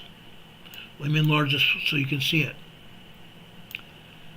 9:01 a.m. this morning, 3.0 earthquake here. 9:01 a.m. this morning, Manila, Arkansas, a 3.0 earthquake struck. This earthquake energy lasted about 10 seconds. That 3.0 energy lasted about 10 seconds. It was about 45 seconds of tremors and minor earthquakes prior to it opening up to a 3.0 small earthquake. That lasted about 10 seconds. Then we had another 45 seconds of aftershock. A secondary wave. Again, this was a 3.0 earthquake. But we're not done. At about 10:49 a.m. this morning, on the green line, 2.9 3.0 earthquake here. Okay? We had two of those back to back. And I'm sorry, before that, over here on the blue line, I forgot to talk about this. Okay, that was a 2.8, 2.9 earthquake. This happened at 10:44 a.m. this morning. 2.8, 2.9 earthquake. Then this is at 11:49. 3.0. Then again, at 11:02 a.m. this morning, another 3.0 earthquake. That 3.0 earthquake lasted about 5 or 6 seconds. It had a buildup of tremors before the 3.0 happened. Then we had a few more tremors for about 30 seconds after that. We go over to the right. Another 2.8, 2.9 earthquake. 2.5 minutes later. 2.8, 2.9 earthquake. Then, let's go over here on the red line after that. On the left-hand side on that red line is 11:15. We come over here. This is 11:43 a.m. this morning. Another 3.0 earthquake. It shook and shook and shook. It had a secondary earthquake of about 2.8, 2.9. It had a buildup of tremors right before the 3.0 struck. The tremors that struck last about 30 seconds. Then the earthquake hit. The large earthquake hit.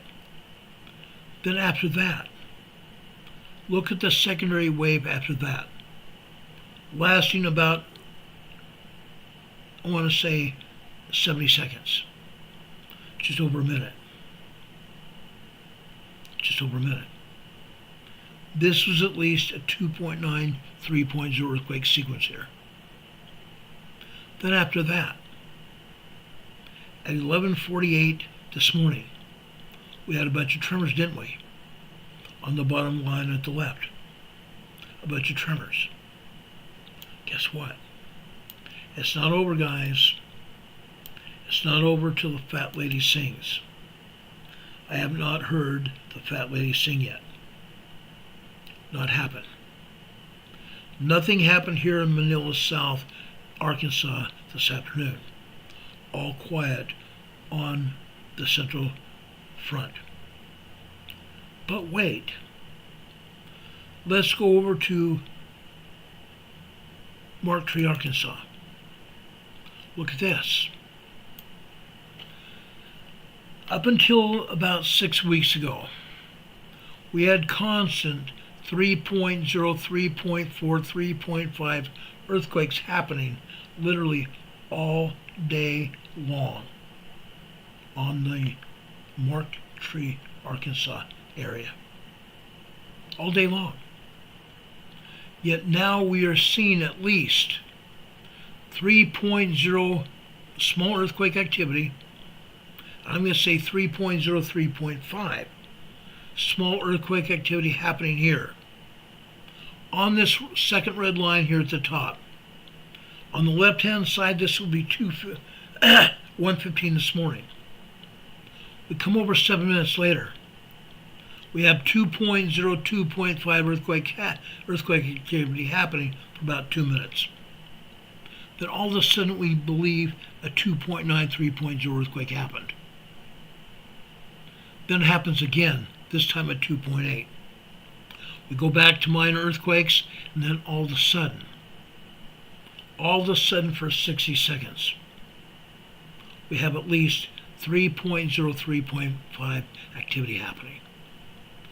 Notice the top and the bottom of this sequence here, this seismic sequence here, has been cut off. This was probably 3.5 small activity. This was felt. This was felt, guys. Okay? Now you see after that at approximately, that was 4:15. At 4:30 on the blue line, all we have are tremors here. All we have is tremors here. Then we drop over here. Okay? I want to show you this. I'm going to enlarge it. Right here. This is 5:45 a.m. here. 5:45 a.m. here. Over on the right side. At the right side. 4:43 a.m. we have tremors. Those tremors build for 2 minutes. 3 minutes. Then all of a sudden at 5:45, we have 3.0, 3.5 earthquakes here again. Again, the top and the bottom of this sequence have been cut off. So the size of the earthquakes are larger, but we can't see it because the agency took it down. They scrubbed the exact size of this earthquake because they don't want anybody knowing what's actually going on. This is on the west side of the new Madrid fault. The west side of the new Madrid fault, guys. It's happening. It's happening. You can see it. Demon Catman says reduce the size of this seismogram. I've done it. I only increase the size to show you the size of this earthquake. Continue to see larger sized seismic activity here. Let's drop down here to after 8:15 a.m. here on the red line. Over on the right side, you see a lot of tremor activity and minor earthquakes happening. 2.0, 2.5 earthquakes here on the right-hand side. Over on the left at 8:30, we have tremor activity here and minor earthquakes here. Minor 2.2, 2.3 earthquakes here. Okay? You can see more activity here, tremors. And at the bottom here, at 11:45, look what we're seeing here. Yes, we see 2 minutes of tremors from 11:45 to 11:47. Then the seismic energy increases to about 2.3, 2.5 earthquakes. 2.3 to 2.5 minor earthquakes. Then gradually it goes down to 2.0 and then to tremors. That's what's happening here. Mark Tree, Arkansas this morning. Let's look at Mark Tree, Arkansas this afternoon.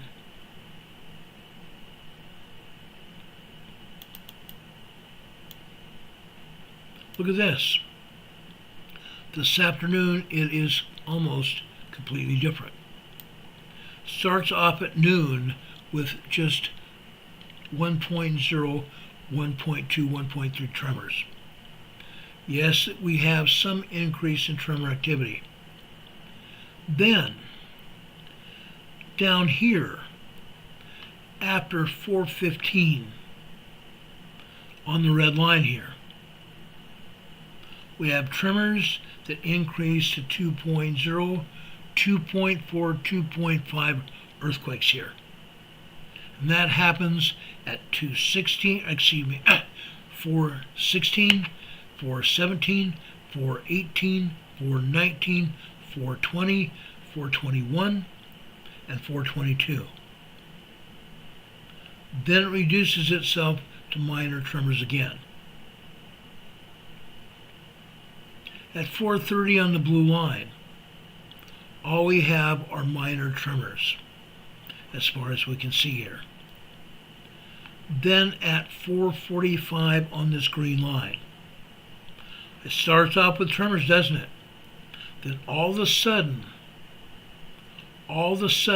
we see tremors and minor earthquakes. 2.0, 2.2 minor earthquakes. Again, after 4:47, 4:48, 4:49, 4:50, 4:51, and 4:52. Minor earthquakes and then tremors after that. Okay?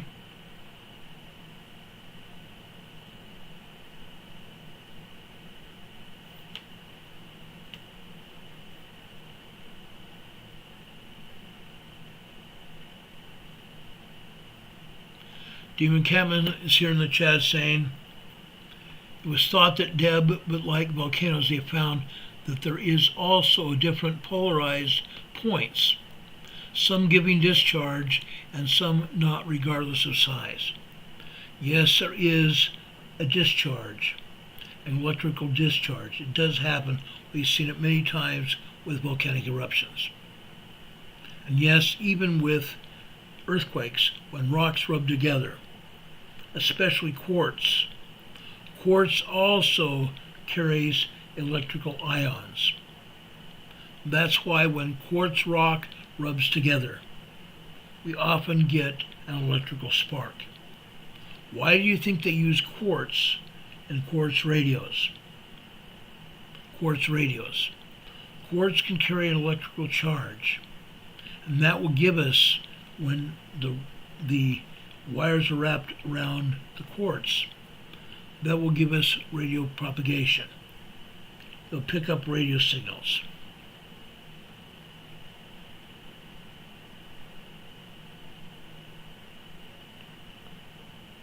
Unreal. Ernie Martinez is here. Thank you for being here, Ernie. We appreciate it. Again, the New Madrid earthquake, the New Madrid fault is moving, and the manner of movement has gotten larger. The seismic activity here has gotten larger. Now, I want to leave Marktree only briefly to go up here to the middle of Arkansas, up here to the north, central Arkansas, mid-central Arkansas, up here to Ozark Folk Center. Look at Ozark Folk Center here. Started off at midnight last night. Just tiny tremors here. Just tiny tremors. Then all of a sudden after 4 a.m., the tremors got larger. Then the tremors went back down. Then, after 8:30 this morning on this blue line, look what happens. We get 2.5 minor earthquakes. That sparks up to 2.8, 2.9. Just a couple of minutes later, minute and a half later, 2.7, 2.8. Then we go over here to the far right side. This is 8:44 a.m. this morning. Okay? That's close to 2.8, 2.9 as well. We come over here to the left. 8:45 this morning. Tremors. When I saw this morning, I thought for sure we'd have a continuation of small seismic activity, small earthquake, 3.0. It's not. It went back down to tremors. It stayed there. It stayed there till about 9:19 this morning, at which time we had a 3.0 earthquake here. 3.0 earthquake at 9:19 a.m. here. Ozark Folk Center, north central Arkansas. And we have many other minor tremors and minor earthquakes here at the bottom, on the bottom right on the blue line. Over on the left, that would be 11:30. Over here, all of a sudden, at 11:42 a.m. this morning, a 2.0 earthquake. Minor tremors, and then all of a sudden, at 11:44, still 1.7, 1.8. At 11:45 over on the left-hand side, still tremors.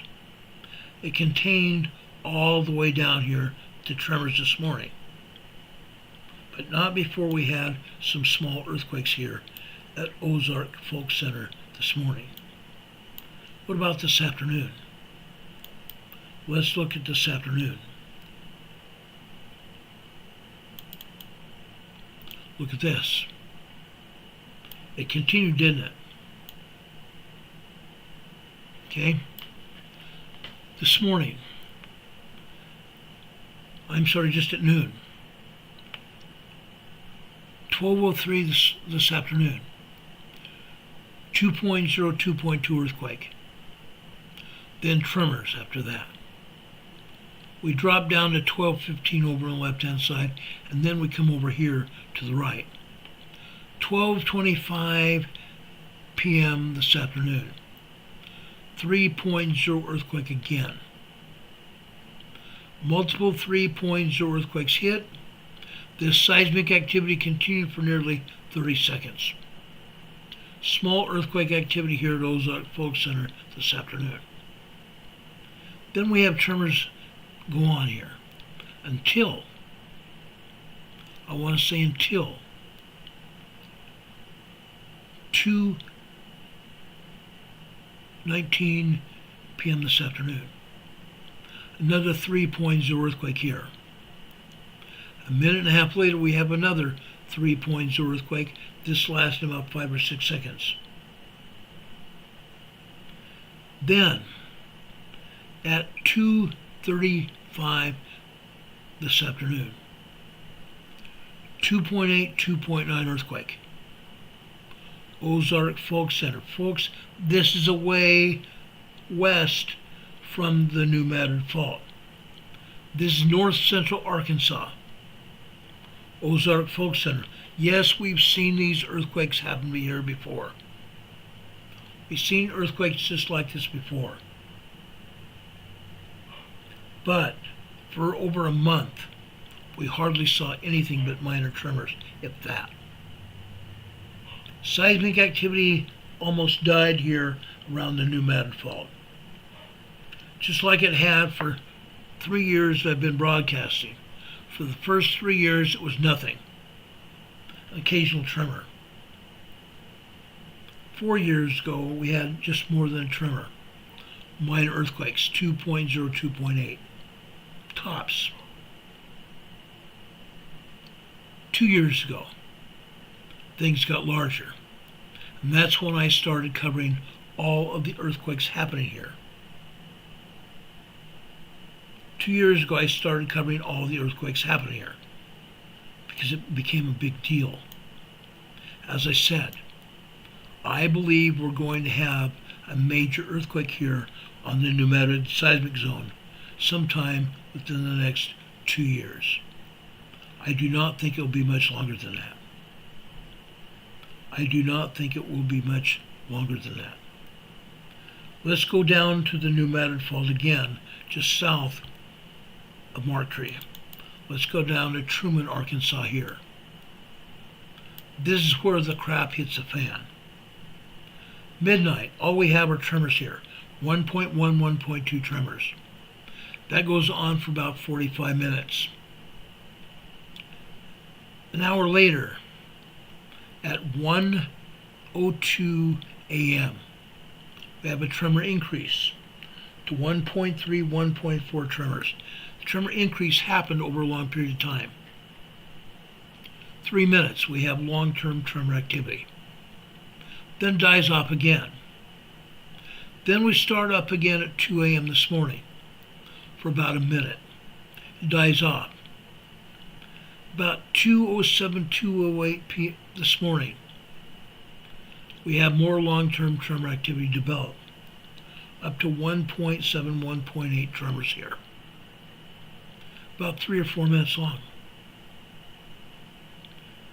More activity at 4 a.m. this morning. 2.3, 2.4 earthquake this morning. Prior to that, what did we have? At approximately 3:53 this morning. 2.8, 2.9 earthquake on the green line here on the right. That led to 2.3 earthquake at 4 a.m. this morning. From 3:53 this morning until 4 a.m. this morning, seismic activity hitting. Minor earthquake activity. 2.3, 2.4 to 2.8 minor earthquakes. Then again, here at 4:48 a.m. this morning, more long-term tremor activity. About 4 or 5 minutes of tremor activity happening, up to 1.3, 1.4 tremor. Okay? Then 5:15 happens on this red line. We go over here to about 5:40 a.m. this morning. We start with tremors. The tremors increase to 2.4, 2.5 earthquakes. A minute and a half later, 2.8, 2.9 earthquake. About 45 seconds later, another 2.7, 2.8 earthquake. Then tremors happen. We have a lot of tremors happen. What happens here? What happens here after 8:15? What happens here after 8:15? All of a sudden, we have almost nonstop 3.0 earthquake activity. 3.0 magnitude quakes back to back, nonstop. Back to back, nonstop. For about 19, 20 minutes. 19 to 20 minutes. Each line here, each horizontal line here represents 15 minutes of time. So about 19 minutes of shaking underneath your feet. How would you like to live here? How would you like to live here in Truman, Arkansas? In the past, we might have seen one or two, maybe three 3.0 earthquakes happen throughout a given day. Now we are seeing almost 20, 25 minutes worth of shaking here, all at once. Richard Smith says it's a very frail space under major pressure, speeding towards a major space iceberg. Pretty much. Pretty much. Guys, it's moving. The Madrid fault is moving in a big way. Yes, this is the outer eastern side of the Madrid fault. This is along the river. This is along the Madrid fault alongside the Mississippi River here. Truman, Arkansas. Let's look at Truman, Arkansas this afternoon. Guess what? In this case, we don't have any 3.0 activity. But we do have our fair share of minor earthquakes. 2.0 after 12:04 p.m. this afternoon. This lasts just over a minute and a half. 2.0 and minor earthquakes here. We have some more minor earthquake activity here. Literally all afternoon long. All afternoon long here at Truman, Arkansas. Let's drop down to another town over there in southern Arkansas. Tyronza, Arkansas this morning. At approximately 12:04, 12:05 a.m. this morning, 2.0, 2.2 earthquake on this red line here in the upper left side of this seismogram. Okay? Then we just have tremor activity here. Tremor activity until approximately 7:53 a.m. this morning. 2.2, 2.4 earthquake here on the green line here. 2.3, 2.4 earthquake. Then on the black line, actually, yes, on the black line after that.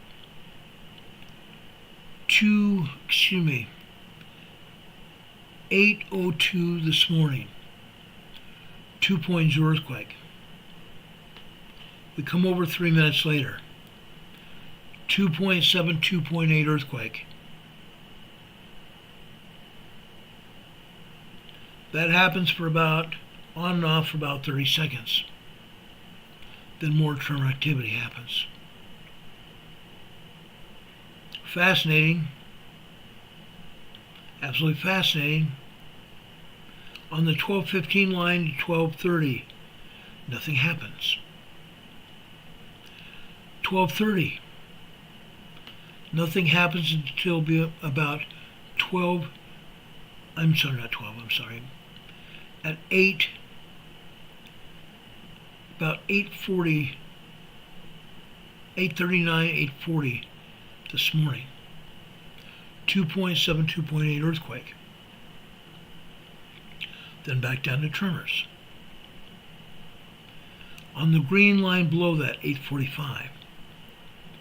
Nothing happens until about 8:50 this morning. 2.0 earthquake, 1.9, 2.0 earthquake. We'll go down the line to the right. 2:53, 2:54 this morning. I'm sorry, not 2. I keep thinking 2. Got 2 in the brain. This is 8:53 this morning on this green line. 2.0 earthquake here. Come down here to 9 a.m. on this black line here. 9 a.m. We start off with tremors, and all of a sudden, 2.9, 3.0 earthquake here. Tyrons, Arkansas. I don't think we've had 3.0 here in Tyrons, Arkansas before. Usually we have tremors and minor earthquakes all over here. We're not seeing that. The seismic activity has increased here as well. The seismic activity has increased here in southern Arkansas. What happens after that? We have increased tremor activity at 8 or 9:15, 9:20 this morning. Look what happens. More 2.0 activity and more tremors. After that, we drop down to 9:30 on the blue line. We have a 2.0 earthquake. And then we have tremors until approximately 9:40 a.m. this morning. 2.0 earthquakes again. A minute and a half later, we have a 2.5. 3.5 minutes later, we have another 2.5, 2.6. What's going to happen after that? We drop down to 10 o'clock over here on the left-hand side, on the black line. Quiet for about 3-4 minutes. Then all of a sudden it lights up. All of a sudden things light up. 2.8, 2.9. 2.8, 2.9. 10:05 this morning. Seismic activity continues for about 3.5 minutes. So we have about a total of 5 minutes of seismic activity, including a 2.9, 3.0 earthquake. Seismic activity continues though on the red line below that. On the red line below that we have tremors, minor earthquakes 2.0, 2.5. That happens and lasts for about 4 or 5 minutes. We drop down here to 10:30 over on the left-hand side. 10:32 a.m. this morning. Tremors developing into minor earthquake, 2.6, 2.7. That dies off fairly quickly and we have a bunch of tremors. Until 10:43 a.m. this morning. Then we have our first 3.0 earthquake here. 3.0 earthquake here. Okay? Incredible, huh? Let's drop down here to 11 a.m. this morning on the black line. We have a bunch of tremors here, don't we? A bunch of tremors. About 11:07 this morning. 2.7, 2.8, minor earthquake. Then tremors after that. Down here at 11:30. 11:33 we have a 2.0 earthquake. 11:37 we have another 2.6 earthquake. Then tremors after that. So we've already had a good morning here of earthquakes here in southern Arkansas, along the west side of the Mississippi River, along the west side of the New Madrid Fault. What happens here in Tyronza this afternoon? Let's look.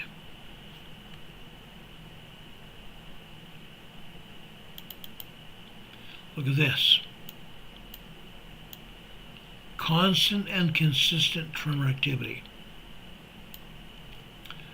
At 12:07, excuse me, not 12:07, sorry, 12:22 this afternoon, 2.2 earthquake. 12:22 this afternoon, a 2.2 earthquake. We drop down to 2 p.m. on the black line. 2 p.m. on the black line, we have increased tremor activity here. And that's pretty much all we see until after 3:30 this morning, or 3:30 this afternoon. 3:30 this afternoon at approximately 3:36. We have another 2.7, 2.8 earthquake, minor earthquake here. Then we drop down here just after 4:15. 4:18 p.m. this afternoon. I believe we've had our first 3.0 earthquake this afternoon, Tyronza, Arkansas. Again, the number of earthquakes and the strength of the earthquakes have increased. The strength of the tremors have increased. Major activity on the New Madrid seismic zone. Not major earthquakes, but a major increase in seismic activity on the New Madrid seismic zone. Arkansas. All over the place, huh? Guess what? We've just barely got started. Let's go north. I want to go north to Carbondale, Italy, or not Italy, Carbondale, Illinois. Carbondale, Illinois, the north side of the New Madrid Fault. Look at this. This is the most activity we've ever seen here in Carbondale, Illinois. Most. At 1:14 a.m. 1:14 a.m. this morning. A 2.8, 2.9 earthquake this morning. Carbondale, Illinois. You don't see that here in Carbondale, Illinois yet. It's happened here.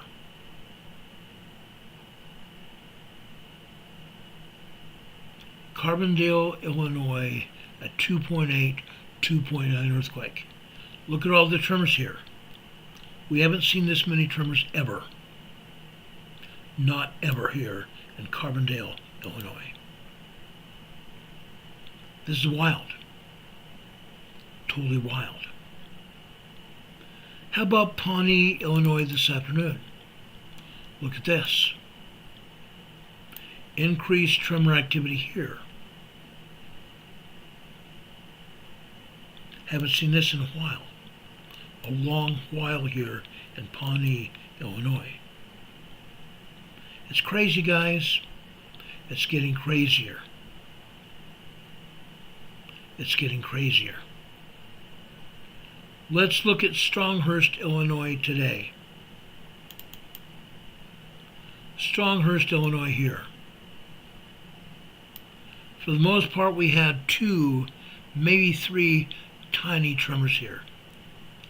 2, maybe 3 tiny tremors here. Then, out of nowhere, out of nowhere. At approximately 10:23 a.m. this morning, 10:23 a.m. this morning, we have a 3.0 earthquake here. A 3.0 earthquake here in Stronghurst, Illinois. We had one 2.7, 2.8 this yesterday in Pawnee. Now we have this in Stronghurst, Illinois. This is on the New Madrid seismic zone. Charlene says, is Illinois more active? Yes, it is. I'm showing it to you right now. Stronghurst, Illinois. Pawnee, Illinois. Busy. Busy, guys. No, we're not seeing a ton of tremors.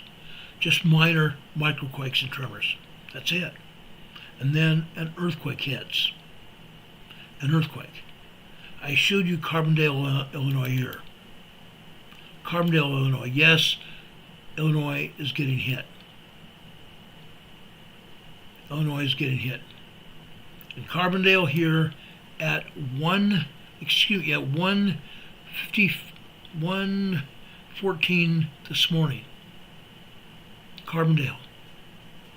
2.8, 2.9, maybe a 3.0. It's hard to tell. It's hard to tell because the after effects of that earthquake below that. The tremor activity covers up that line here, and I can't tell how far that line goes down. This could very well be a 3.0 earthquake at 1:14 a.m. this morning. So yes, Illinois is moving. Illinois is moving in a big way. So we have the New Madrid fault moving from north to south. North to south. Let's look at Missouri. Let's look at Missouri. I want to go over here to Barker Cemetery. Up until 2 years ago, all we had here were microquakes, minor tremors. Then all of a sudden, 2 years ago, we started seeing minor earthquakes, 2.0. 2.0. This morning, from 1 a.m. to 7 a.m., just tiny tremors. Then out of nowhere, 7:01 a.m., we have a 3.0 earthquake here. Barker Cemetery, Missouri. Barker Cemetery, Missouri. I don't think we've had a small earthquake here ever. Not in my lifetime. Not in my lifetime. 3.0 earthquake. About 30 seconds later, maybe 35 seconds later, another 3.0 earthquake. Then we go a little over a minute later. This time, we have at least one earthquake later, okay, then another couple, back to back. So now we've had four or five 3.0 earthquakes here within the first 4 minutes this morning here after 7 a.m. Between 7:02 and 7:05, we've had 4 or 5 3.0 earthquakes, with a couple of them being back to back. Then, what happens? 7:30 over here on the left-hand side, nothing. We come over here to 7:39. This makes difference. 2.5, 2.7 earthquake. 7:09 this morning. Then tremors again. Tremors again until 8:41 this morning. 3.0 earthquake, 8:31 this morning here. Barker Cemetery. We haven't seen this happen in a long, long time, if ever. Okay? Again, seismic activity has increased up and down the entire fault zone, from the Great Lakes south to Louisiana, and into the Gulf of Mexico, into the Gulf of America. I just about say the Gulf of Mexico. That's because I'm so used to saying that. Okay? Then we have an increase in seismic activity after about 10:53 this morning. 10:53 this morning. Another 2.8 earthquake. Then we jump down here to after 10 o'clock on the black line. 10:06 this morning. 2.6, 2.7 earthquake. Then tremors after that until 10:11 this morning. 2.0 earthquake. Then nothing happens at all until 10:30. 10:30 we have a 2.5 earthquake. That 2.5 turns into a 2.9. One or two 2.9 earthquakes. Then after that it drops down to 1.9 tremors, and then nothing but tiny tremors for another 2 to 3 minutes. Then we have another 2.0 earthquake. Then nothing but tremors. Tremors until we get down here to 11:47, 11:48 this morning. 2.0 earthquakes for about 30 seconds. Well, not even 30 seconds, about 10 seconds. 2.0 minor earthquakes for about 10 seconds. Again, we've had minor earthquakes here before. I don't think we've had any small earthquakes like this. 3.0 to 3.3 earthquakes here in the past 6 years that we've been on the air. April 3rd will be 6 years that we've been on the air. This is the first time we've seen this. The first time in 6 years we've seen this. Hasn't happened. It has not happened. Let's look at Barker Cemetery this afternoon. Mostly tremor activity here, except just after 12:07 this afternoon. We have a set of 3, maybe 4 2.0 earthquakes, minor earthquakes, and then tremors the rest of the time. I've never seen consistent, constant tremor activity here at Barker Cemetery ever.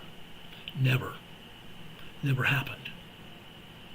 Occasionally it's been sporadic at best.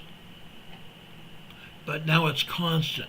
Like I said, this is on the west side of the new Madrid Fault here in Missouri, but not far from it. Constant seismic activity, guys. Constant and consistent seismic activity. It's never happened like this. Not ever. Let's continue this.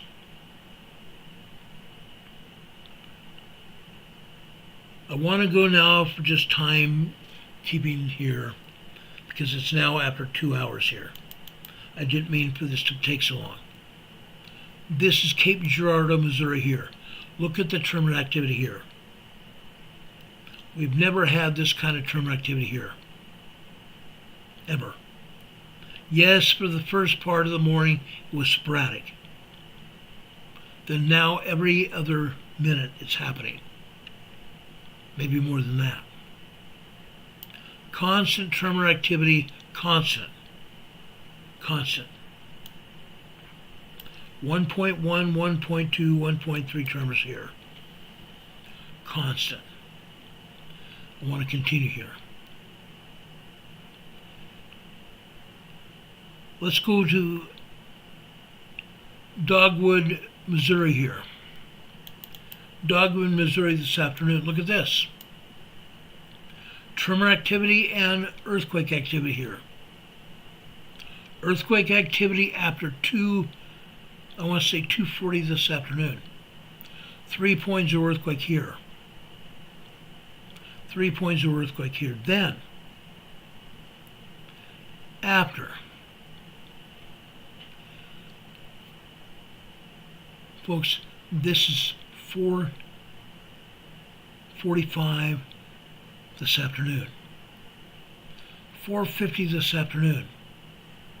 3.0 earthquake activity again. Dogwood, Missouri. We've never seen small earthquake activity here. It's always been tremors. Always been tremors. And yet we have 3.0 and 2.2, 2.3 activity happening here. After that 3.0, you see a minute later 2.0, 2.2 activity. Okay? Dogwood, Missouri. Guess what? I'm not going to stop there. East Prairie, Missouri here. Look at this. Constant tremors here. Yes, we've seen some 2.0, 2.2 earthquakes here, but here it's just constant tremors here in East Prairie, Missouri. Now, just for timekeeping here.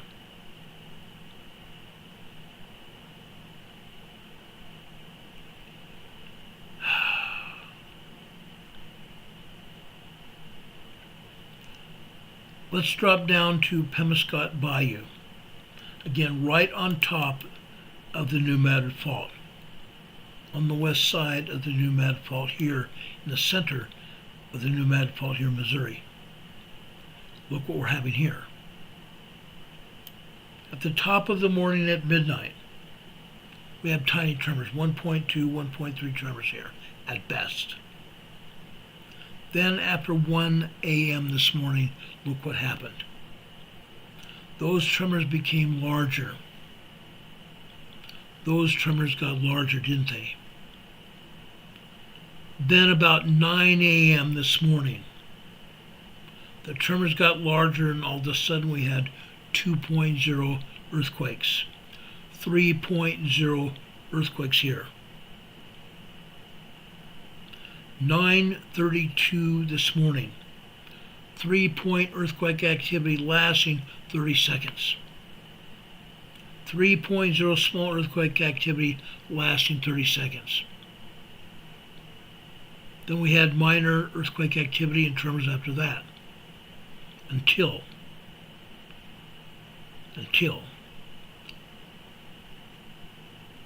9:41 a.m. this morning. 9:41 a.m. this morning, we have another set of 3.0 earthquakes happening for almost a minute. Almost a full minute here on that blue line. Then on the green line next to it, below that, look what's happening. 2.8, 2.9 earthquakes lasting almost a minute there. We drop down to 10:41 a.m. on the blue line below that. 2.9, 3.0 activity. And mostly tremors after that. The rest of the morning here. Pemiscot Bayou, Missouri, right alongside the New Madrid Fault, on top of the New Madrid Fault.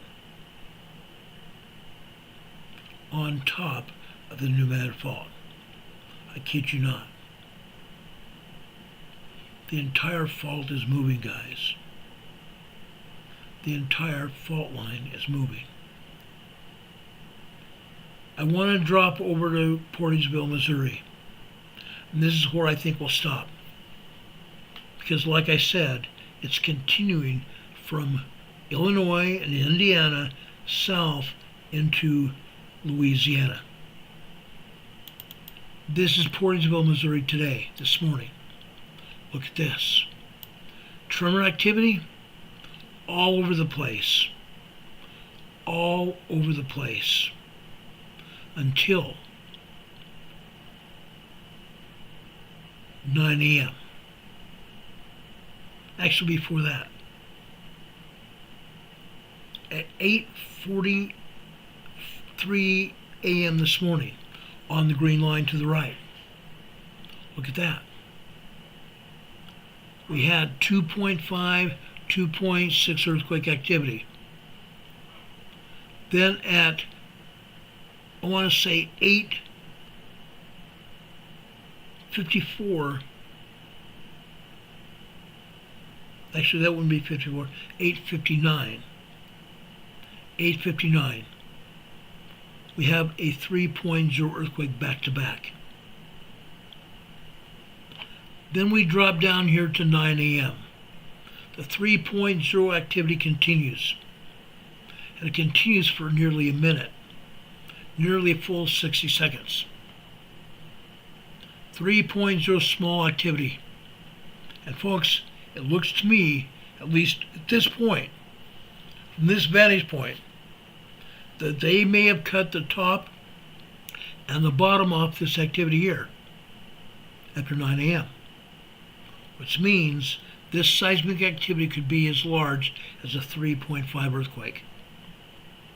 3.5 earthquake that lasted just over a minute. I'm telling you guys, the seismic activities continue. This is the center of the new Madrid fault, right alongside the fault. We're on top of the fault. These are cities on top of the fault.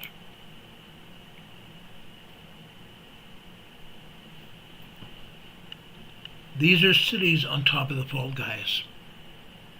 The entire New Madrid fault is moving north to south. North to south. Even over in Tennessee to the east.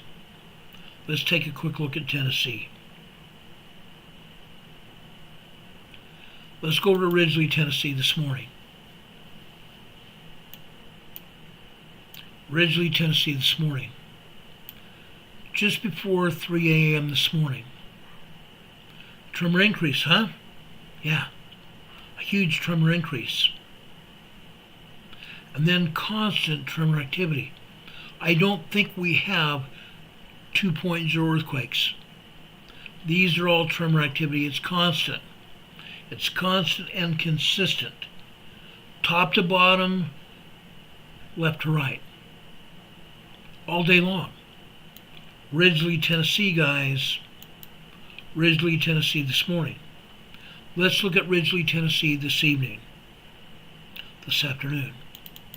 Right here. Not this evening, this afternoon. Tremors all over the place. Yes, this afternoon we had some 2.0 activity. These longer lines on the green and black line here at the bottom indicate 2.0 earthquake activity. Tennessee. This is the eastern side of the New Madrid fault, right next to the fault line. I'm telling you guys, it's moving. It's moving in a big way. Constant. It's not stopping.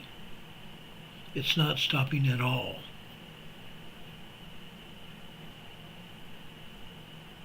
It didn't look like this before.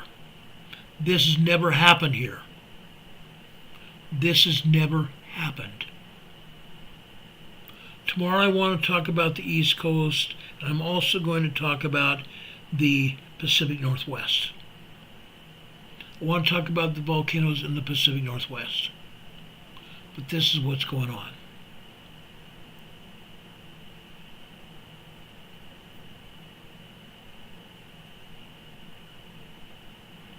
Demon Catman says he would love to listen to earthquake radio. It's chattering. It's really chattering, guys. It's moving.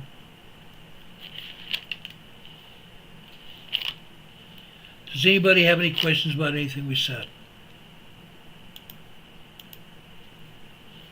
Does anyone have any questions about anything we said?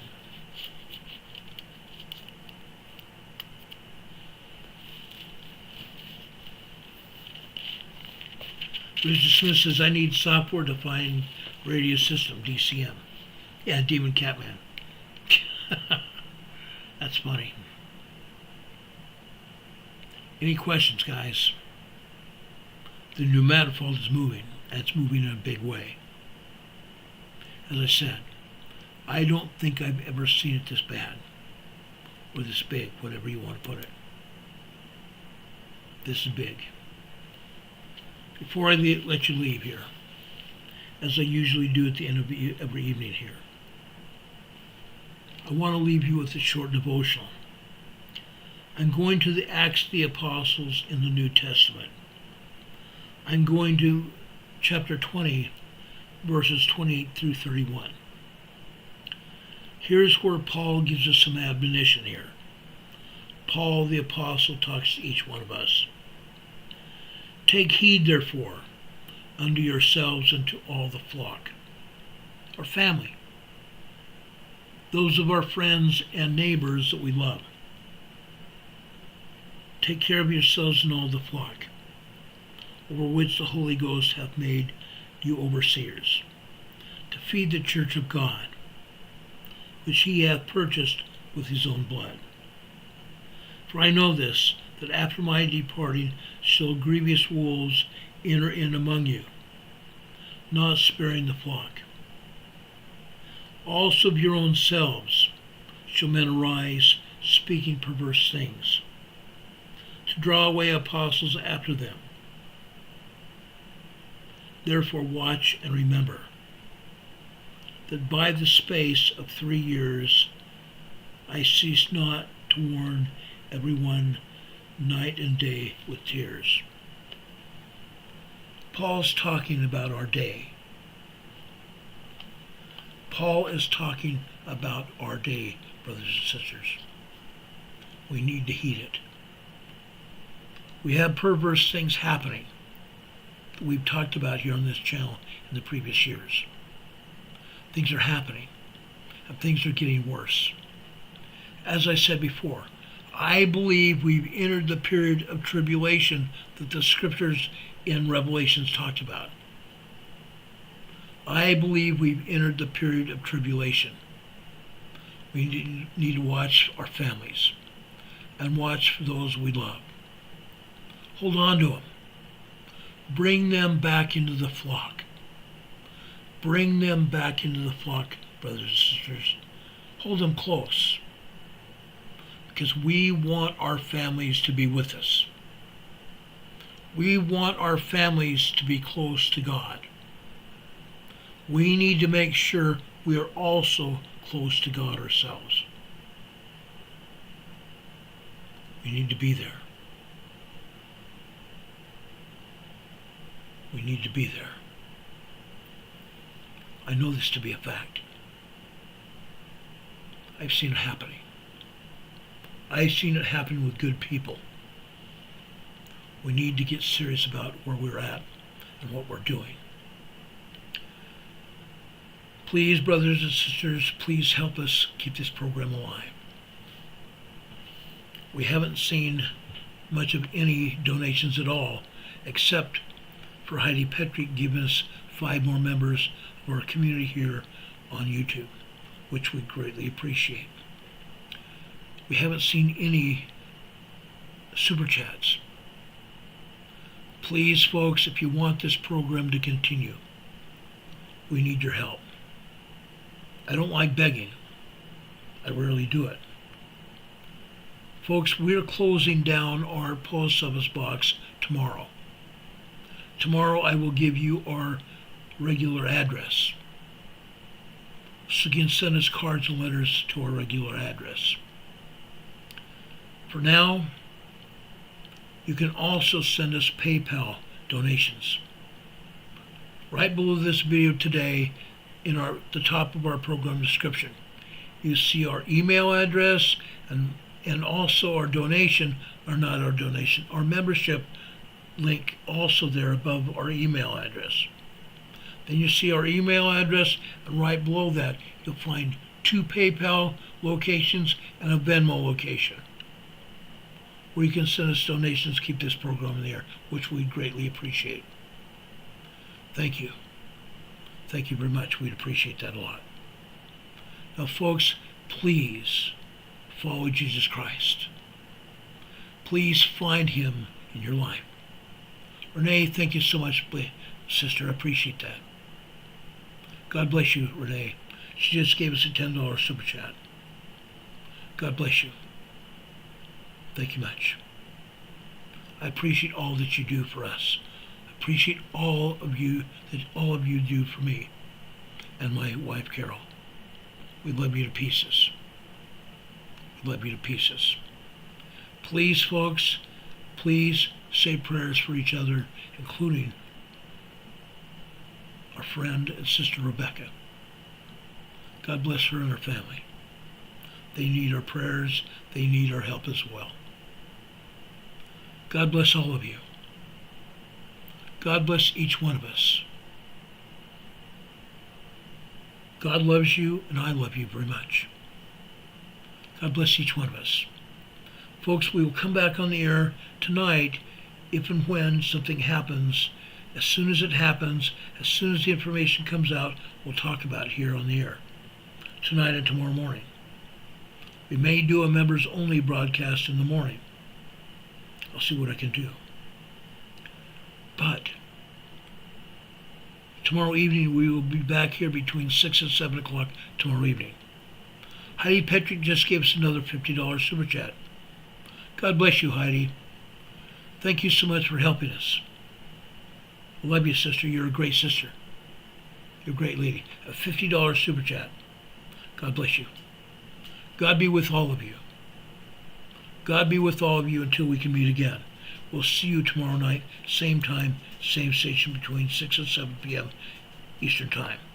God bless you all. We'll see you then. Good night. Much love.